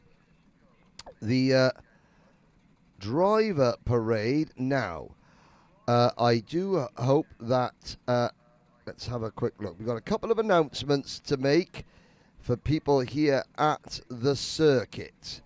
Please, all the heat presentations for all the winners will be at the end of not this race, but the next race. The drivers' parade and the welcome party will take place after that. That will go on into the evening.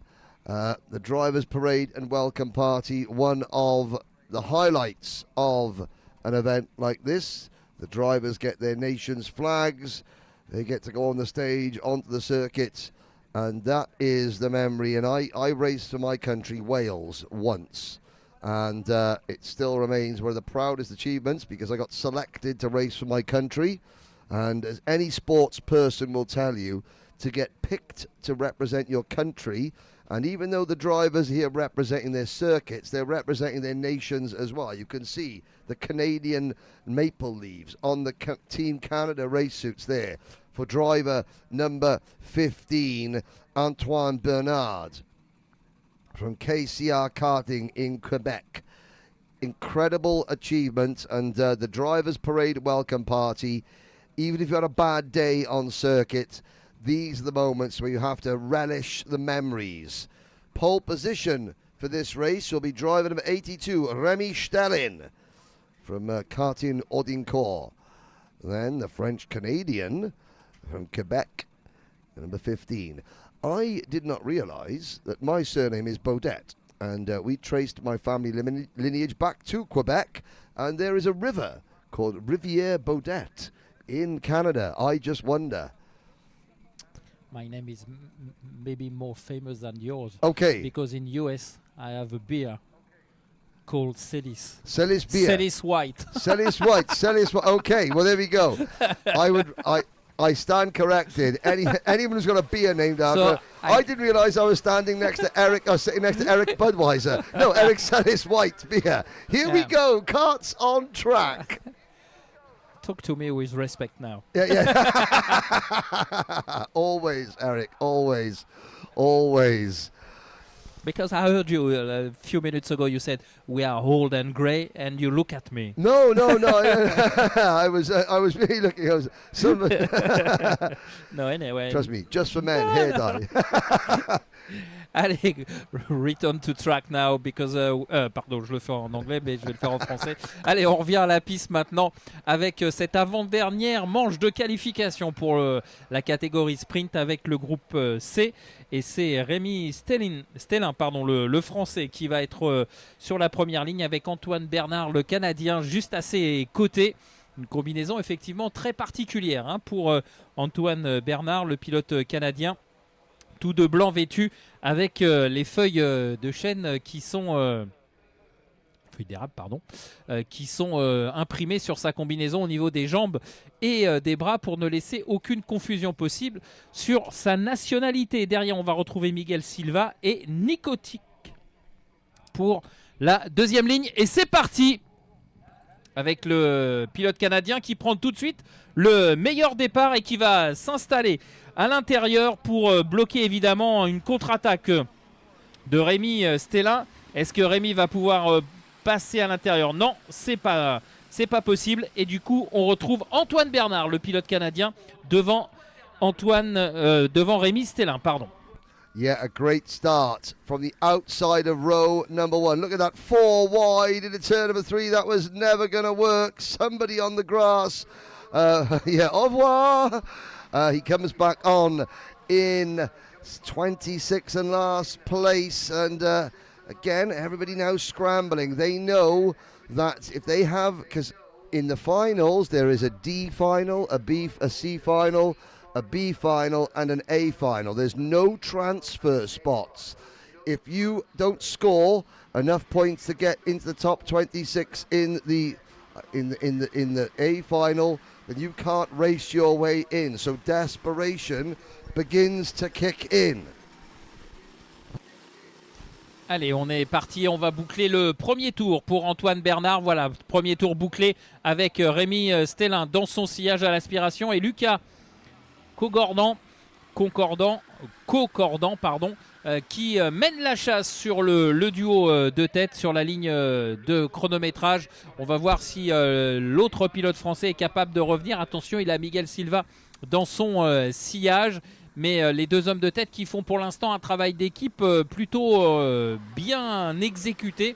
Puisque Rémi Stellin ne cherche pas à attaquer. Il profite de l'aspiration de Antoine Bernard pour essayer de creuser l'écart, mais attention derrière ça revient quand même à vitesse grand V du côté du pilote français Lucas Concordant qui fait le maximum pour revenir sur le duo de tête. Alors évidemment il emmène avec lui Miguel Silva, mais derrière le trou est fait et Nicotique qui est en 5e position, eh bien, est solitaire 5e. Donc ça va être un peu compliqué, soit de revenir sur le groupe qui est devant lui, soit de résister au retour du peloton qui est derrière lui. Ça va être une course compliquée pour Nicotic.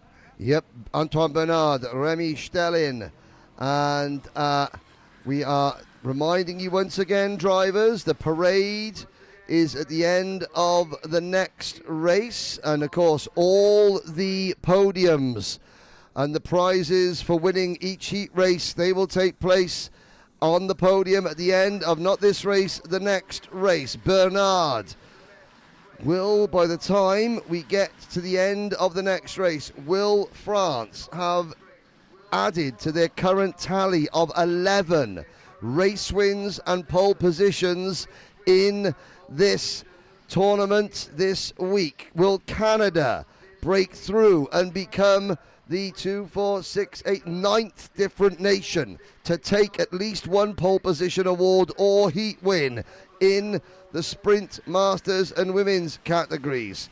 Antoine Bernard. I said earlier, Canada are already celebrating after Christophe Ryan Bissonnette took his girlfriend out to the Arnage corner at yesterday's practice sessions, got down on a knee and proposed, and of course she said yes. So we have our first engagement of Saudi World Series 2025. Canada celebrating. This would send the Canadians into the most polite celebration you've ever seen. Et Miguel Silva qui a pris les devants sur Lucas Cocordan pour revenir sur le groupe de tête, et sous l'impulsion du pilote portugais qui vient de réaliser le meilleur tour en course, eh bien l'écart se resserre entre les deux duos, le duo de tête et le duo de poursuivants. Même si Antoine Bernard réalise dans ce dernier passage bien, son meilleur tour personnel en course, ça revient derrière, ça revient sous l'impulsion de Miguel Silva. Miguel Silva qui va donc ramener Lucas Cocordan avec lui pour peut-être désormais un match à 4 pour la victoire dans cette manche 3 du groupe C dans la catégorie sprint.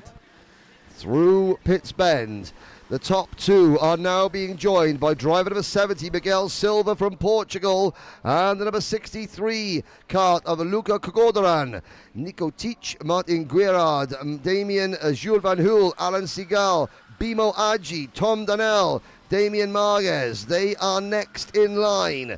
Then it is Eduardo Bernal Rodri, Stilian Ralchev, Thomas Kalye, Alexander Rosenbaum, Vasif Al-Karousi, Ma Yan Ting, Sam Hines from Australia, Ilyas Biftokudinov and Evan Danaswara. They are your top 20 at the moment. We've got a new leader. Ouais, Rémi Stellin qui est passé aux dépens d'Antoine Bernard. C'est le Français désormais qui mène cette manche qualificative.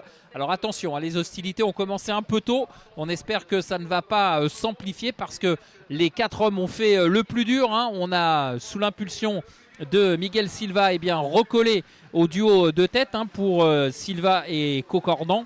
Et derrière, l'écart est fait. Donc si on commence maintenant, alors qu'il reste encore 4 minutes dans le temps réglementaire à se frictionner, forcément, on va perdre du temps, mais ça ne semble pas être le cas. Les 3 pilotes de tête, alors que Cocordan a perdu un tout petit peu le contact, les 3 pilotes de tête sont pour l'instant raisonnables. Ils restent les uns derrière les autres. On continue de faire un travail d'équipe pour se ménager suffisamment, on va dire, d'avance pour aller dans les 2 derniers tours, peut-être s'expliquer pour la victoire. Pour l'heure, Rémi Stellin donne le rythme et c'est lui qui mène cette 3e manche qualificative.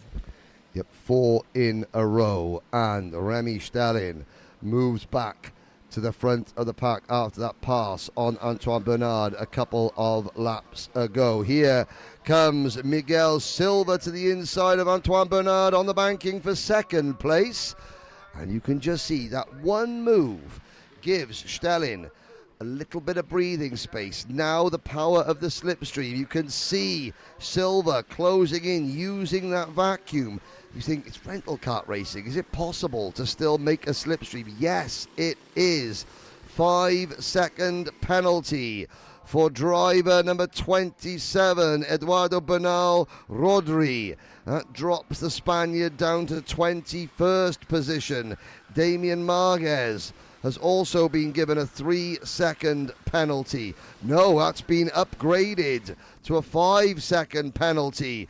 Behind them, there's been an issue amongst the back markers. Several drivers running wide of track. Still, the top 4 remain unchanged. Stalin, no, Silva, actually they have. No, Silva now leads from Stalin, Bernard and Kogodoran. Voilà, nouveau changement en tête, mais ça s'est fait de façon très propre, sans perdre de temps. Silva est passé en tête au bout de la ligne droite des stands avec eh bien, pas de résistance de Rémi Stellin, et c'est Rémi Stellin qui vient de reprendre le leadership au moment où les pilotes rentrent dans la ligne droite. Ah, mais visiblement Silva n'a pas l'intention de lâcher les commandes de cette manche qualificative, et il réplique tout de suite, et pour l'instant c'est Antoine Bernard qui fait la mauvaise opération. Antoine Bernard qui a perdu un petit peu de temps et qui de fait eh bien, retarde également Concordant. Pour l'explication au final, on est à 1 minute 30 du terme du temps réglementaire. And you can see there now Bernard and Kokodaran, even though they just had a bit of a coming together, a bit of a territorial dispute coming out of the final corner, they have to now let bygones be bygones and work together, or else these two, Silva and Stalin, will continue to pull away out of turn 5, up towards the chicanes at 6 and 7 and 8, through turn number 9. Allez, Silva toujours aux commandes, mais derrière, eh bien, Rémi Stellin reste très très présent. Il s'est retourné. Il y a une petite cassure qui est faite avec Antoine Bernard et Lucas Concordant. Mais pour l'heure, attention, parce qu'à force de se disputer comme ça, on voit derrière Martin Guérard et puis Jules Van Hul qui sont en train de revenir également. Attention, attention, on pourrait assister à un regroupement. Il reste encore 30 secondes dans le temps réglementaire. Ça veut dire qu'on a encore 2 tours et demi à parcourir. Yep, next time around we will see the last lap board. Alain Delcroix on the start-finish line has the black flag in hand for driver number 27. Dangerous driving, and that is end of play for Eduardo Bernal Rodri, the karting Sevilla driver. Will go back to the pits and will not finish this race. The clock has struck 0. Next time around, we will see the last lap board, and it is Silva from Stalin. In fact, no, this is the final lap. No, 1 to go. I apologise. I thought I didn't see the 1 to go signal. We will get it next time around. Oh, now Stalin looks to the inside of Silva. Silva's going to have to fight back. Here comes the number 15 kart, Antoine Bernard. And the top 4 have now been caught. They get the 1 lap to go signal now. 2, 4, 6, 8 together as they cross the line. Martin Guerra, Jules Van Hul, Alan Seagal and Tom Donnell all together. À ce dernier tour, il va être incroyable, alors qu'on a un... Ah, j'ai cru que c'était un pilote retardataire. Where did the 67 come from? Martin Guerrard up to second place. Oh, it's going to kick right off now. Here we go. Ouais, un dernier tour incroyable avec un regroupement en tête avec 8 pilotes quasiment pour se disputer la victoire. Sur l'instant, j'ai cru qu'il y avait un pilote retardataire qui s'était immiscé dans le groupe de tête, mais non, c'est 2 pilotes qui se sont légèrement détachés, alors que derrière, là, ça part un petit peu en cacahuète là pour un pilote qui est parti dans l'herbe. Et pour l'instant, eh bien, j'ai l'impression que c'est pas Antoine Bernard, pardon, c'est le numéro... C'est Silva, me semble-t-il, ouais. Oh, Silva. Miguel Silva. Et juste derrière lui, le numéro 67, c'est-à-dire Martin Guérard. Ça va se jouer entre les deux à l'aspiration. Non, c'est Silva qui s'impose pour un pare-choc d'avance. By half a kart length, 11 thousandths of a second. Miguel Silva takes the victory. Another win for the Cartódromo Internacional de Palma in Portugal, and that is Martin Guerrard in second place, coming out of nowhere at the end there taking advantage of the leaders tripping over each other. Luca Kogordan in second. Antoine Bernard is fourth. Kogordan third, rather. Remy Stellin, P5. Alan Seagal is sixth. Jules Van Huel, Tom Donnell, Nico Titch, and Damien Marquez rounds out the top 10. Bimo Adji. Well done, Bimo. Up into P11. Ilya Smith-Kudinov in 12th. And Malek Firas, Anthony Simon, Alexander Rosenbaum, Thomas Kaye, Ma Yanting, Alexei Lisyutenko, Wasif Al-Karousi. Your top 20 rounded out by Ivan Rodnoy.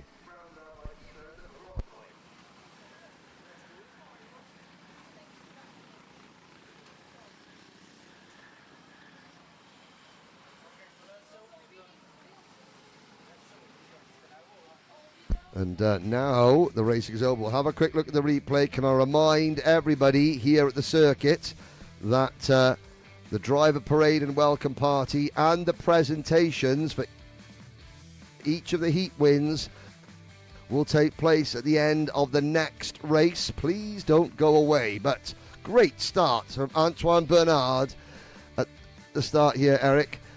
You saw Bernard, Stellin, and Miguel Silva. He had to put some good moves in. There's the one on Bernard for second place, and you can see he drove it in very deep, but then had to clobber the curbs. And now this was the move on Stellin, down into Curve de Restaurant for P, the move stick. But again, this is where we had a four-kart battle. And this is the start of the last lap. Stellin gets run a little bit wide. Martin Guerard is currently P5. There he is in the number 67 kart. He is P5. And it's like pick a winner out of this lot.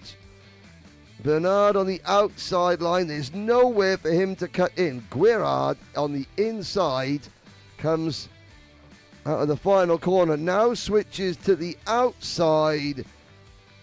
How many drag races have we had to finish the racing today?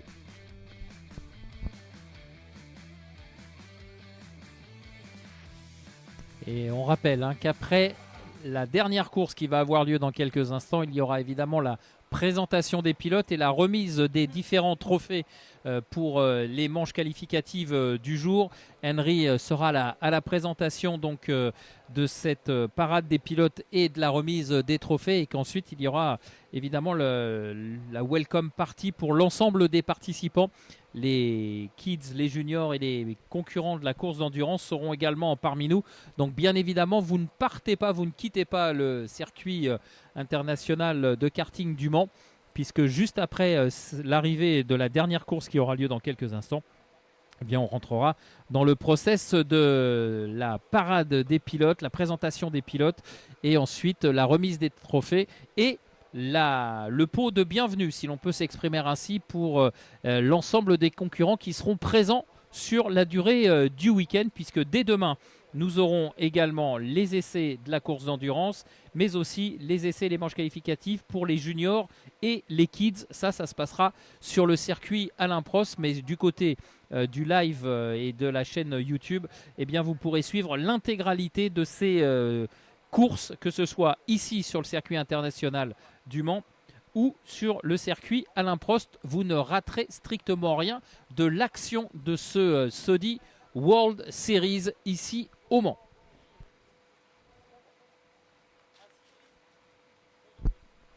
Well, you can see on the circuit, the start-finish line there, discussion going on.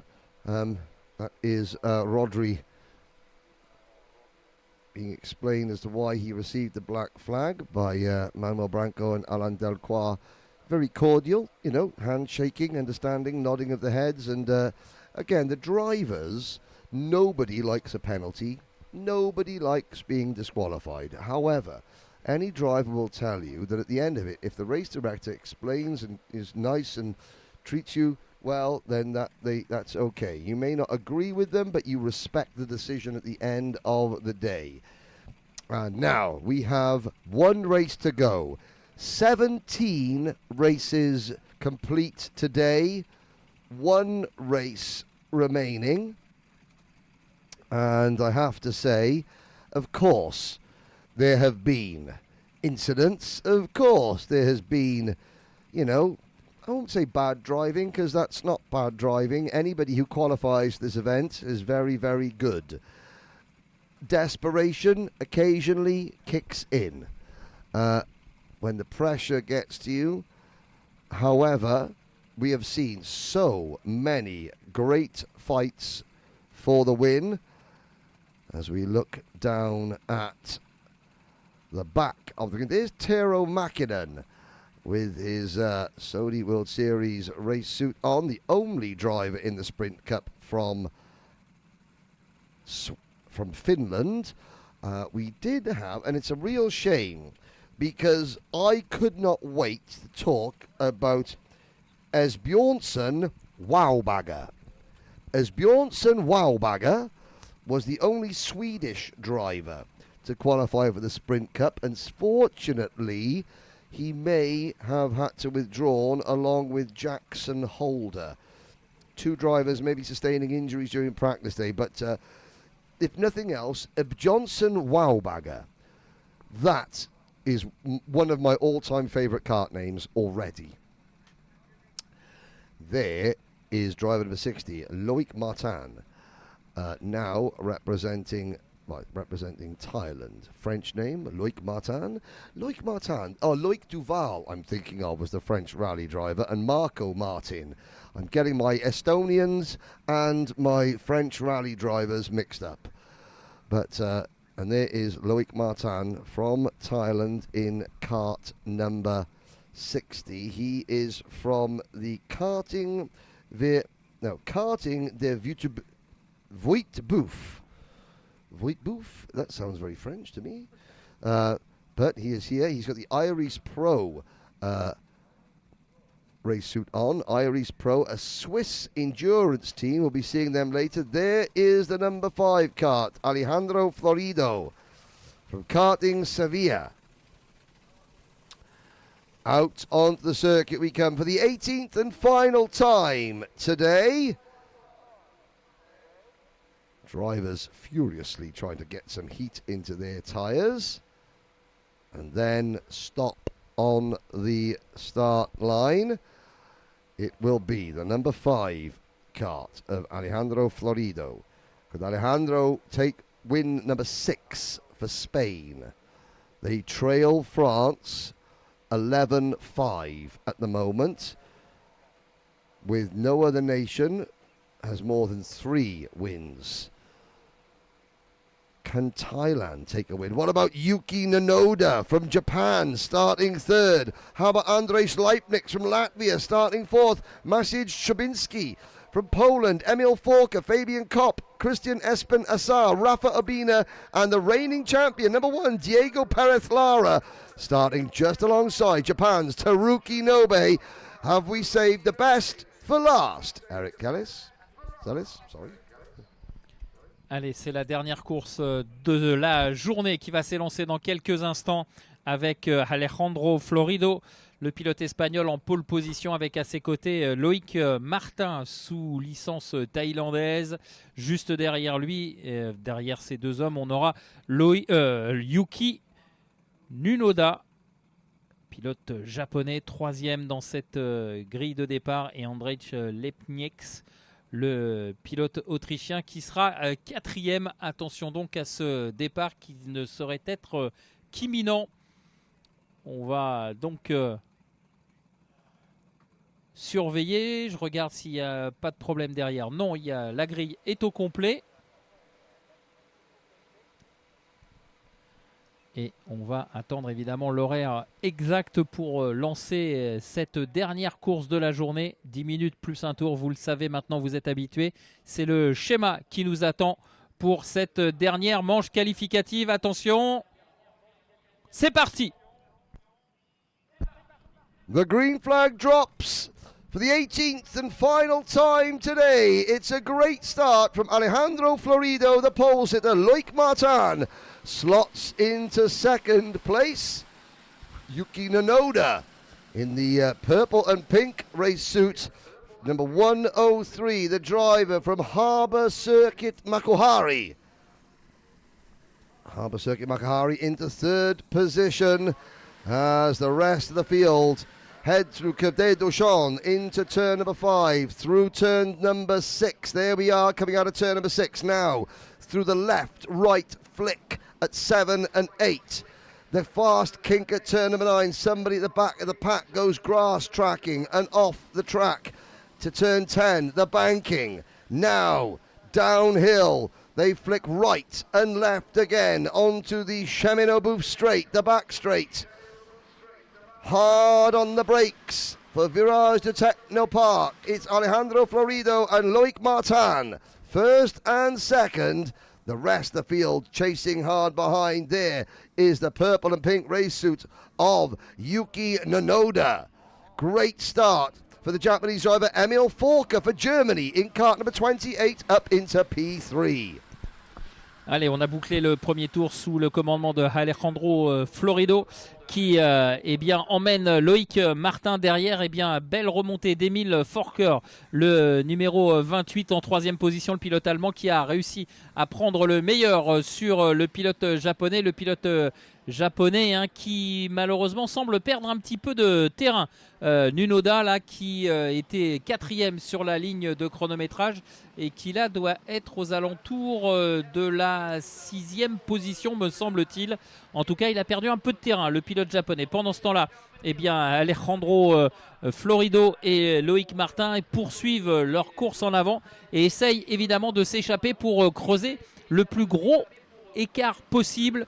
Ils sont plutôt bien partis dans cette mission parce que derrière, bien évidemment, les positions s'interchangent et on perd du temps, mais on va voir ce qui va se passer au niveau du chronomètre. Il y avait pratiquement 1 seconde d'écart avec le pilote en troisième position et c'est désormais Ilya Udre, le pilote numéro 40, qui est en troisième position et qui compte maintenant 1 seconde 2 de retard.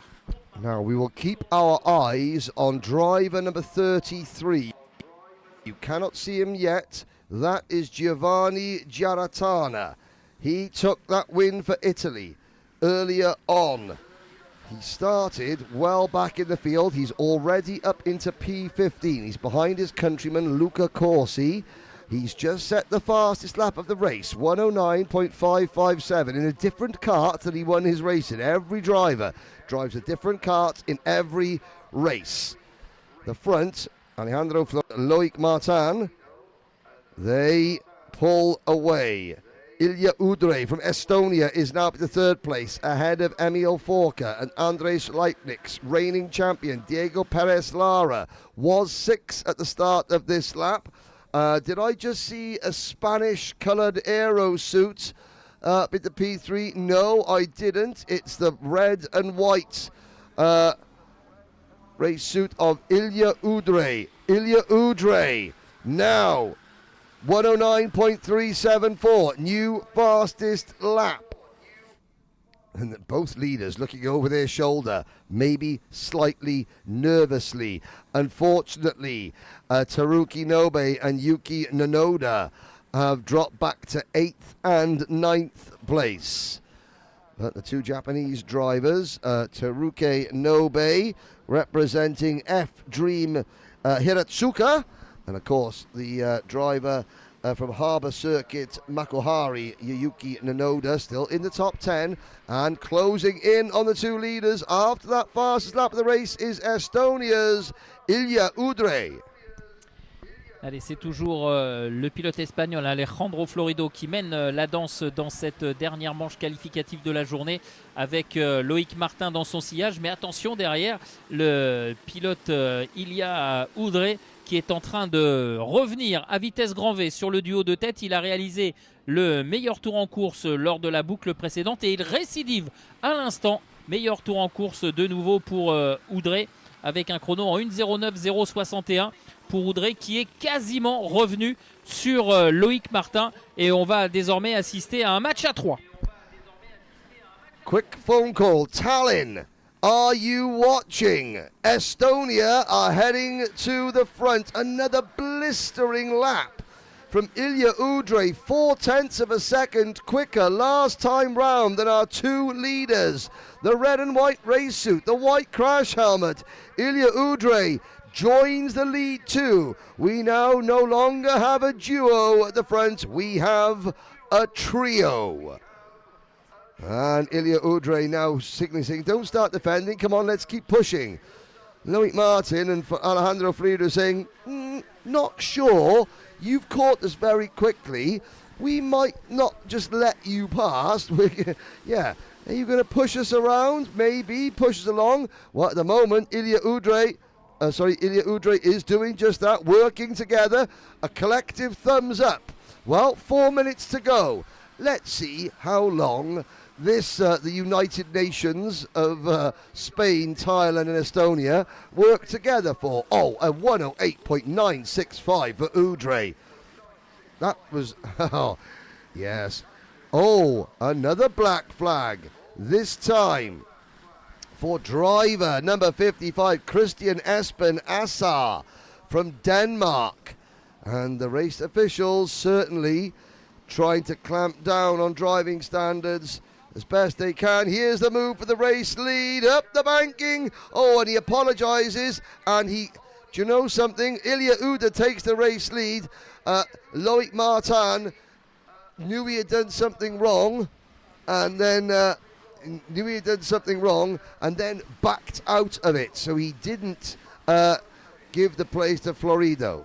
Allez, on l'a vu avec cette attaque de Loic Martin sur laquelle il est revenu en levant la main pour s'excuser. Mais malheureusement, j'allais dire, le mal est fait parce que si Ilya Udre a pris les commandes de la course, et bien avec l'attaque de Loic Martin il y a quelques instants, et bien c'est le groupe de chasse qui est revenu également sur le trio de tête avec Andrej Lapnik et Diego Pérez Lara notamment qui sont revenus se mêler au groupe de tête, et forcément la physionomie de cette fin de course va totalement changer puisque au lieu de 3 pilotes prêts à s'expliquer pour le gain de cette dernière manche de la journée, eh bien ils sont désormais 6.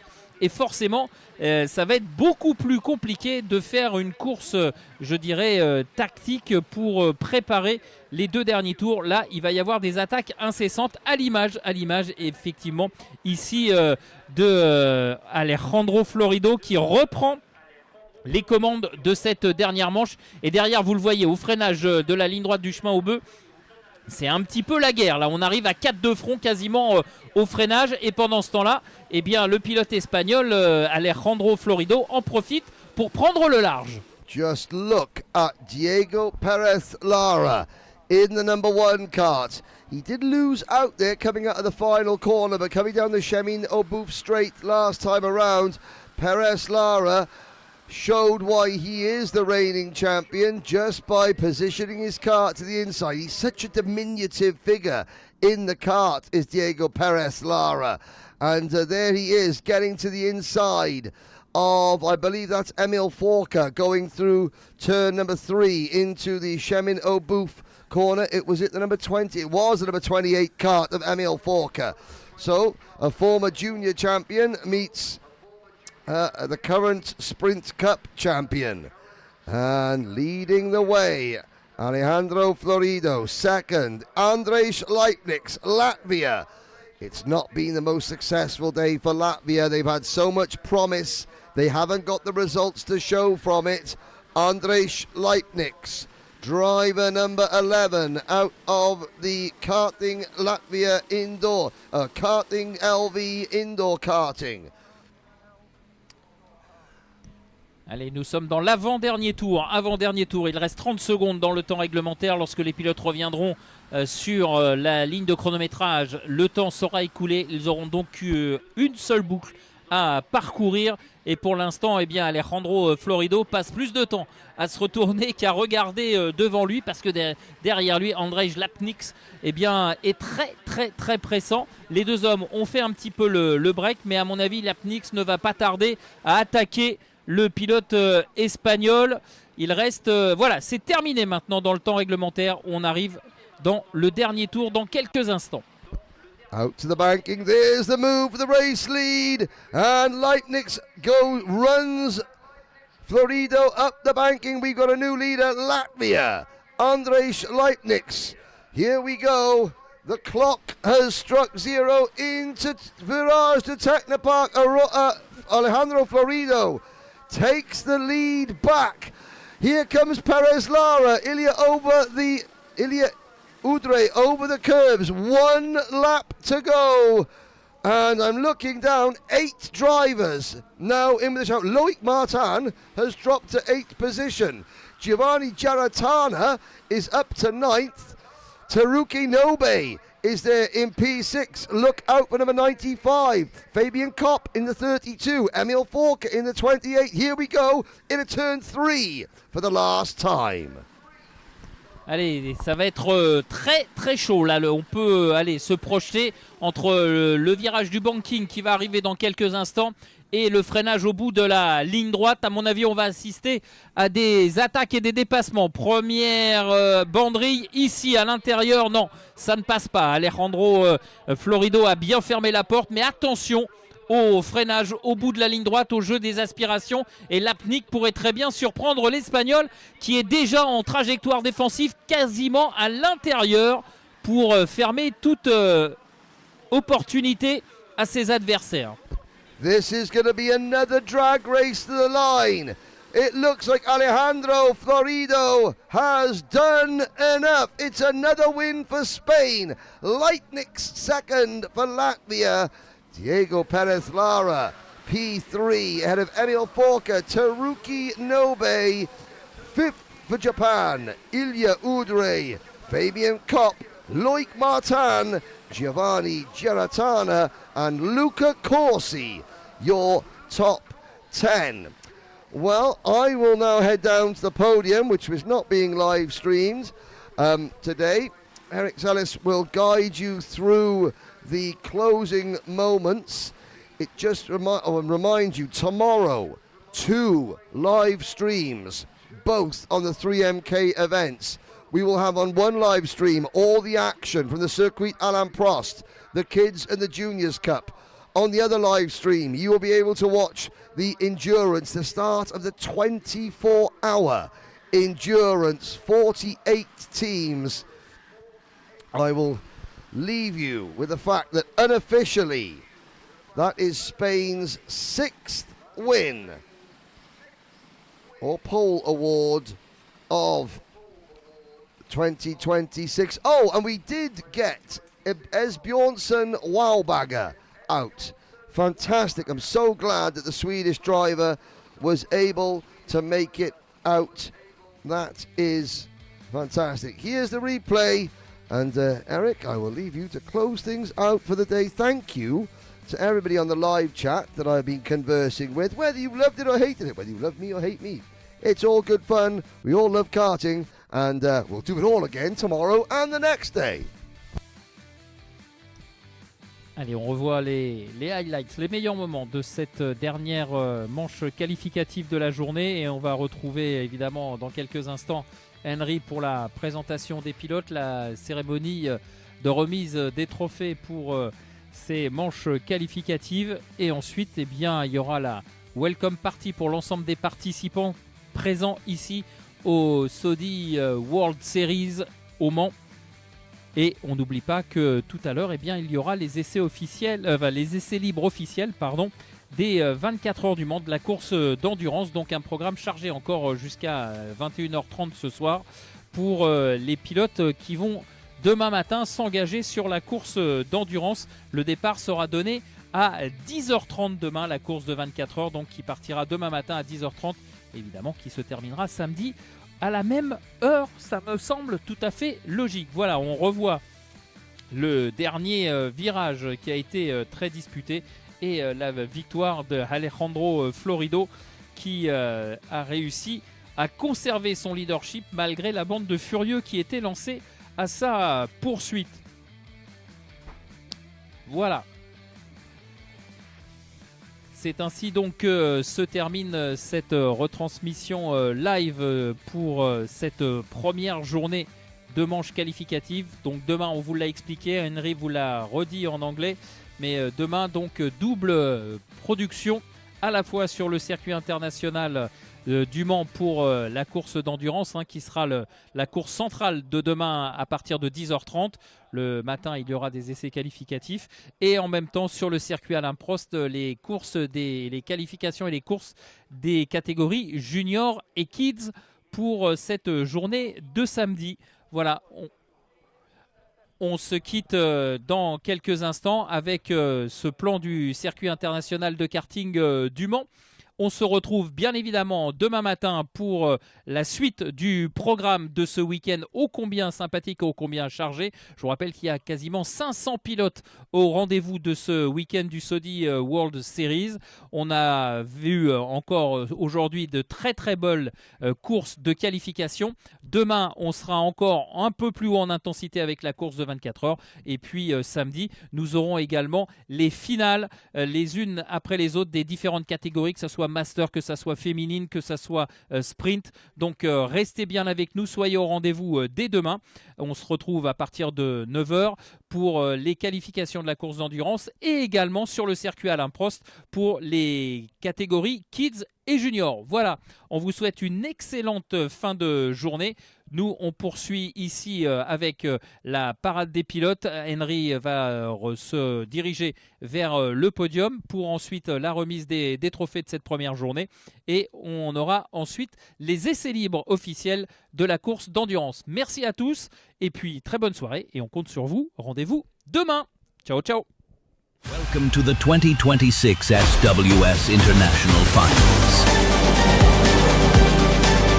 On the legendary karting circuit of Le Mans.